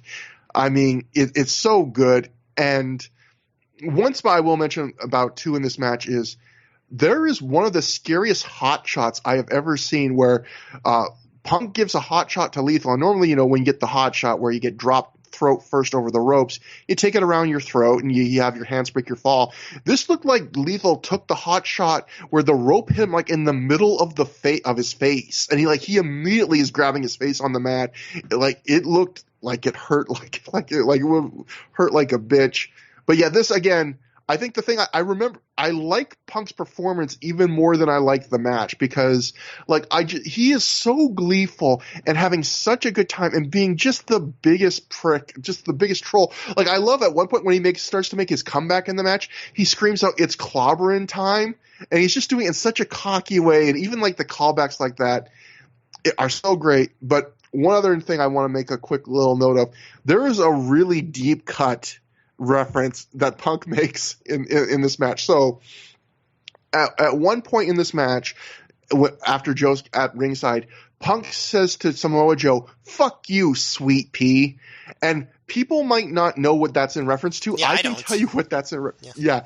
So Samoa Joe, CM Punk had a live journal, and so did Samoa Joe. But for some reason, Samoa Joe did not set up his own live journal. Like Punk gave him I guess an extra live journal account he had around. And the name of that live journal account, which people often would laugh at, was X Sweet PX. So Punk is literally just referencing his live journal account name and saying, "Fuck you, Sweet P," which is great. So, that's the match. And then finally we end the show with, again, another in-ring promo or angle, all sorts of things. After the match, Joe charges into the ring and he shoves Punk, gets in Punk's face. Foley comes back out and he pushes Joe away from Punk, trying to separate them. Joe is pissed at this. He starts arguing with Foley, and this allows Punk to hit Joe from behind with a knee, which knocks Joe into Punk, knocks them both down. Punk beats down Foley and Joe until James Gibson quickly runs in for the save. Punk pleads into the crowd, and Mick grabs the mic, saying he was talking on the phone with the owner and promoter, not of Ring of Honor, but of WWE, who told him if Punk can't do the right thing in the place that made him, Ring of Honor, how can he expect to do the right thing for him in his promotion? At this point, Matt, this is one of my favorite moments of the night. At this point, a fan, in what gets picked up far clearer and louder than Mick on the house mic, in a little pause in the promo, can be heard saying, "Sounds like a lie." I just started laughing. Well, yeah, and I want to add to that, like, because I think that's a clever storyline tactic to get Punk to come back the next night, but like that fan said, there is nothing less plausible than the idea that Vince McMahon is going to be like, you got to do the right thing for this indie company. And like, and the concept, like, first of all, baby facing Vince McMahon to this crowd, like, come on. But also, like, what would Vince be saying? Like, no, just keep working for Ring of Honor as long as you have the title? What if, like, what if you keep it for a year? Just stay at Ring of Honor? Like, is that really what Vince is saying? So, like, it's like the least plausible part of this whole angle, but, like, how else are you going to justify Punk coming back, right? But I completely agree. Like, I know in wrestling we're supposed to have suspension of disbelief for certain things, and wrestling's goofy at the best of times. But this was a little asking too much to believe that Vince McMahon, of all people, would have more than maybe the barest knowledge of what Ring of Honor even is, let alone be very concerned that CM Punk wouldn't do the right thing on the way out. Especially when anyone that's followed even a bit of Vince McMahon's history would know there's been plenty of times where he financially encouraged wrestlers to do just the thing Punk is threatening to do in this angle, which is to fuck over the promotion on the way to WWE and to, like, not drop titles, not do last matches, all sorts of shit. So the idea that all of a sudden Vince McMahon's getting the vapors over it, if you know any bit of history, you're like, it's laughable. And as if you know any bit of history, it sounds like a lie. Yeah, exactly. And but anyway, the promo ends with Foley saying he was told that unless Punk wants to spend a lifetime in OVW or possibly Sunday Night Heat, he will get his ass in the ring tomorrow and put his title on the line. Joe and Foley at this point shake hands, and Gibson then shakes both their hands, and that's how we end the show. No backstage promos. So the Observer said this show also ended at 12:30 in the morning. So this show, I guess, went long live. But Matt, yeah, and also Friday night shows started later. Like they would start they would start the Saturday shows at like 7:30, and the Friday shows would usually start at like 8, maybe a little after. So like, I'm sure that's part of it too. Yeah. Anyway. Like you, I appreciate that they went the extra mile, even if it's unbelievable, to give a reason for Punk to keep wrestling in Ring of Honor. But one thing I want to ask you about this whole thing, Matt, is I think all the stuff they're doing with Punk and Joe is great, but do you feel like they're pushing a Joe match too much when we're never going to get it? Like, we're going to get them in a 4-way together, but I feel like every time they tease Punk's going to wrestle a mystery guy, the crowd instantly wants to see Joe. And I get why you wouldn't want to do another Joe match, because maybe if you're Punk and Joe, maybe you feel like you want to leave it at the nice, neat trilogy. You don't want to try and top yourself again. Maybe, Joe was the pure champion at this time, so maybe you don't want a situation where Punk beats Joe, your other champion, when he can't get the win back. Maybe you don't want to do a screwy finish or a draw at that point, although they will do a draw with Christopher Daniels. But I know as a fan at the time, I thought Joe might be the guy to beat Punk for the title, and I was like, they're definitely going to do another Joe Punk match, and it's going to be so awesome. And I do remember, as great as this entire storyline was, it's kind of like, like Joe and Key, they tease it at times and they never give it to you. So you want to know if I think they should have done the match? Do you think they should have teased so much Joe Punk stuff like they're doing on this show, where I think you come away from this thinking they're going to have a match, knowing that all they're going to give you is they're going to interact in a 4-way at the end of Punk's run? I was thinking about this, as we were talking about all these angles, like as we were recording this. And I think I've come to the conclusion that it was fine with the way they did it. Like, I think if they had more time with Punk, I think doing the Joe match might have been the right idea. Although even then, I'm not sure. Like, I think they made you want a lot of different things. Joe was one of those things. And I think it's important for wrestling companies to give the crowd what they want, but I don't think that has to be true 100% of the time. I think they're playing off the fact that these two have this historic rivalry, and I think sometimes it's okay to leave you wondering what if. Because that rivalry, was so perfect, and I don't know how you ever do another match after that third match, especially so soon after. I mean, this really was, only like 6 months, 7 months after that trilogy ended. So I think they did. I mean, it's not like the four-way was like a glancing thing. Like that was a long four-way where they interacted a lot. So it's not like Joe never got a chance to have his title shot. But I do think it was probably more important in the time they had with Punk to pay off the Daniels thing, which, you could argue whether they did or they didn't, but it was more important. And to get Gibson into that mix, since Gibson was the guy they were going to go with. And they did tease stuff with all three of those guys. And eventually they do a four-way with all three of those guys. So I'm okay with how they did it. I understand what you're saying, though, and I understand why someone might not be okay with it. I mean, I'm not 100% either way on this, but it is something, I am conflicted on, because I just remember being really wanting to see this match at the time this was happening. I wanted to see one more of them, but I could see, again, this might not even been a booking thing, because again, I could see Punk and Joe even saying, I don't want to have to top this again, especially like you were saying, so soon after the last one. And I can see sometimes in life when you do something that's so good, the idea of like, maybe it's best just to leave it done so we don't risk like tainting this. Right. So I could even see Punk and Joe saying to Gabe, I could see this being a Gabe call for the reasons I mentioned, or I could see Joe and Punk saying to Gabe, like, maybe it's better that we don't go back to this, because it's just going to be too tough to. Although you would have had one really interesting wrinkle, which would have been with Punk as champion, you could have done a story where just flip the story of the other matches, where instead of Punk wanting to win the title but getting screwed by these time limit draws, you could have now Punk desperately fighting for a time limit draw because it would retain his title, which they end up basically doing with the Daniel story. But either way, that ends the show. That ends Sign of Dishonor. Matt, what did you think about this show? Obviously, it was a different kind of show. I mean, we've seen occasionally Ring of Honor do shows like this, but not very often, where it almost feels like an episode of like, what if Ring of Honor was a TV show? You get the opening promo that's long. It sets up the main event. You've got like an unannounced impromptu main event. You've got an angle at the end of the show that guy directly sets up the very next show. Like, there's no backstage promos. It's a different feeling Ring of Honor show. Yeah, I mean, I'm sure you could tell as we went through the matches that I was higher on pretty much every match except for the Daniels match than you were. And so I really thought this was a fantastic show. Like I thought, I mean, Punk was just such a star performance. Just like I was just over the moon with how good he was on this show. Every single thing he touched was gold. And I think that alone makes this a thumbs up show, but I also really love the four-way. I thought there was some other good, the first half of the show, the wrestling wasn't great, but it was okay. And, like the AJ Rave match again, I didn't think it was great, but I thought it was still pretty good. The kind of lousy matches were extremely short.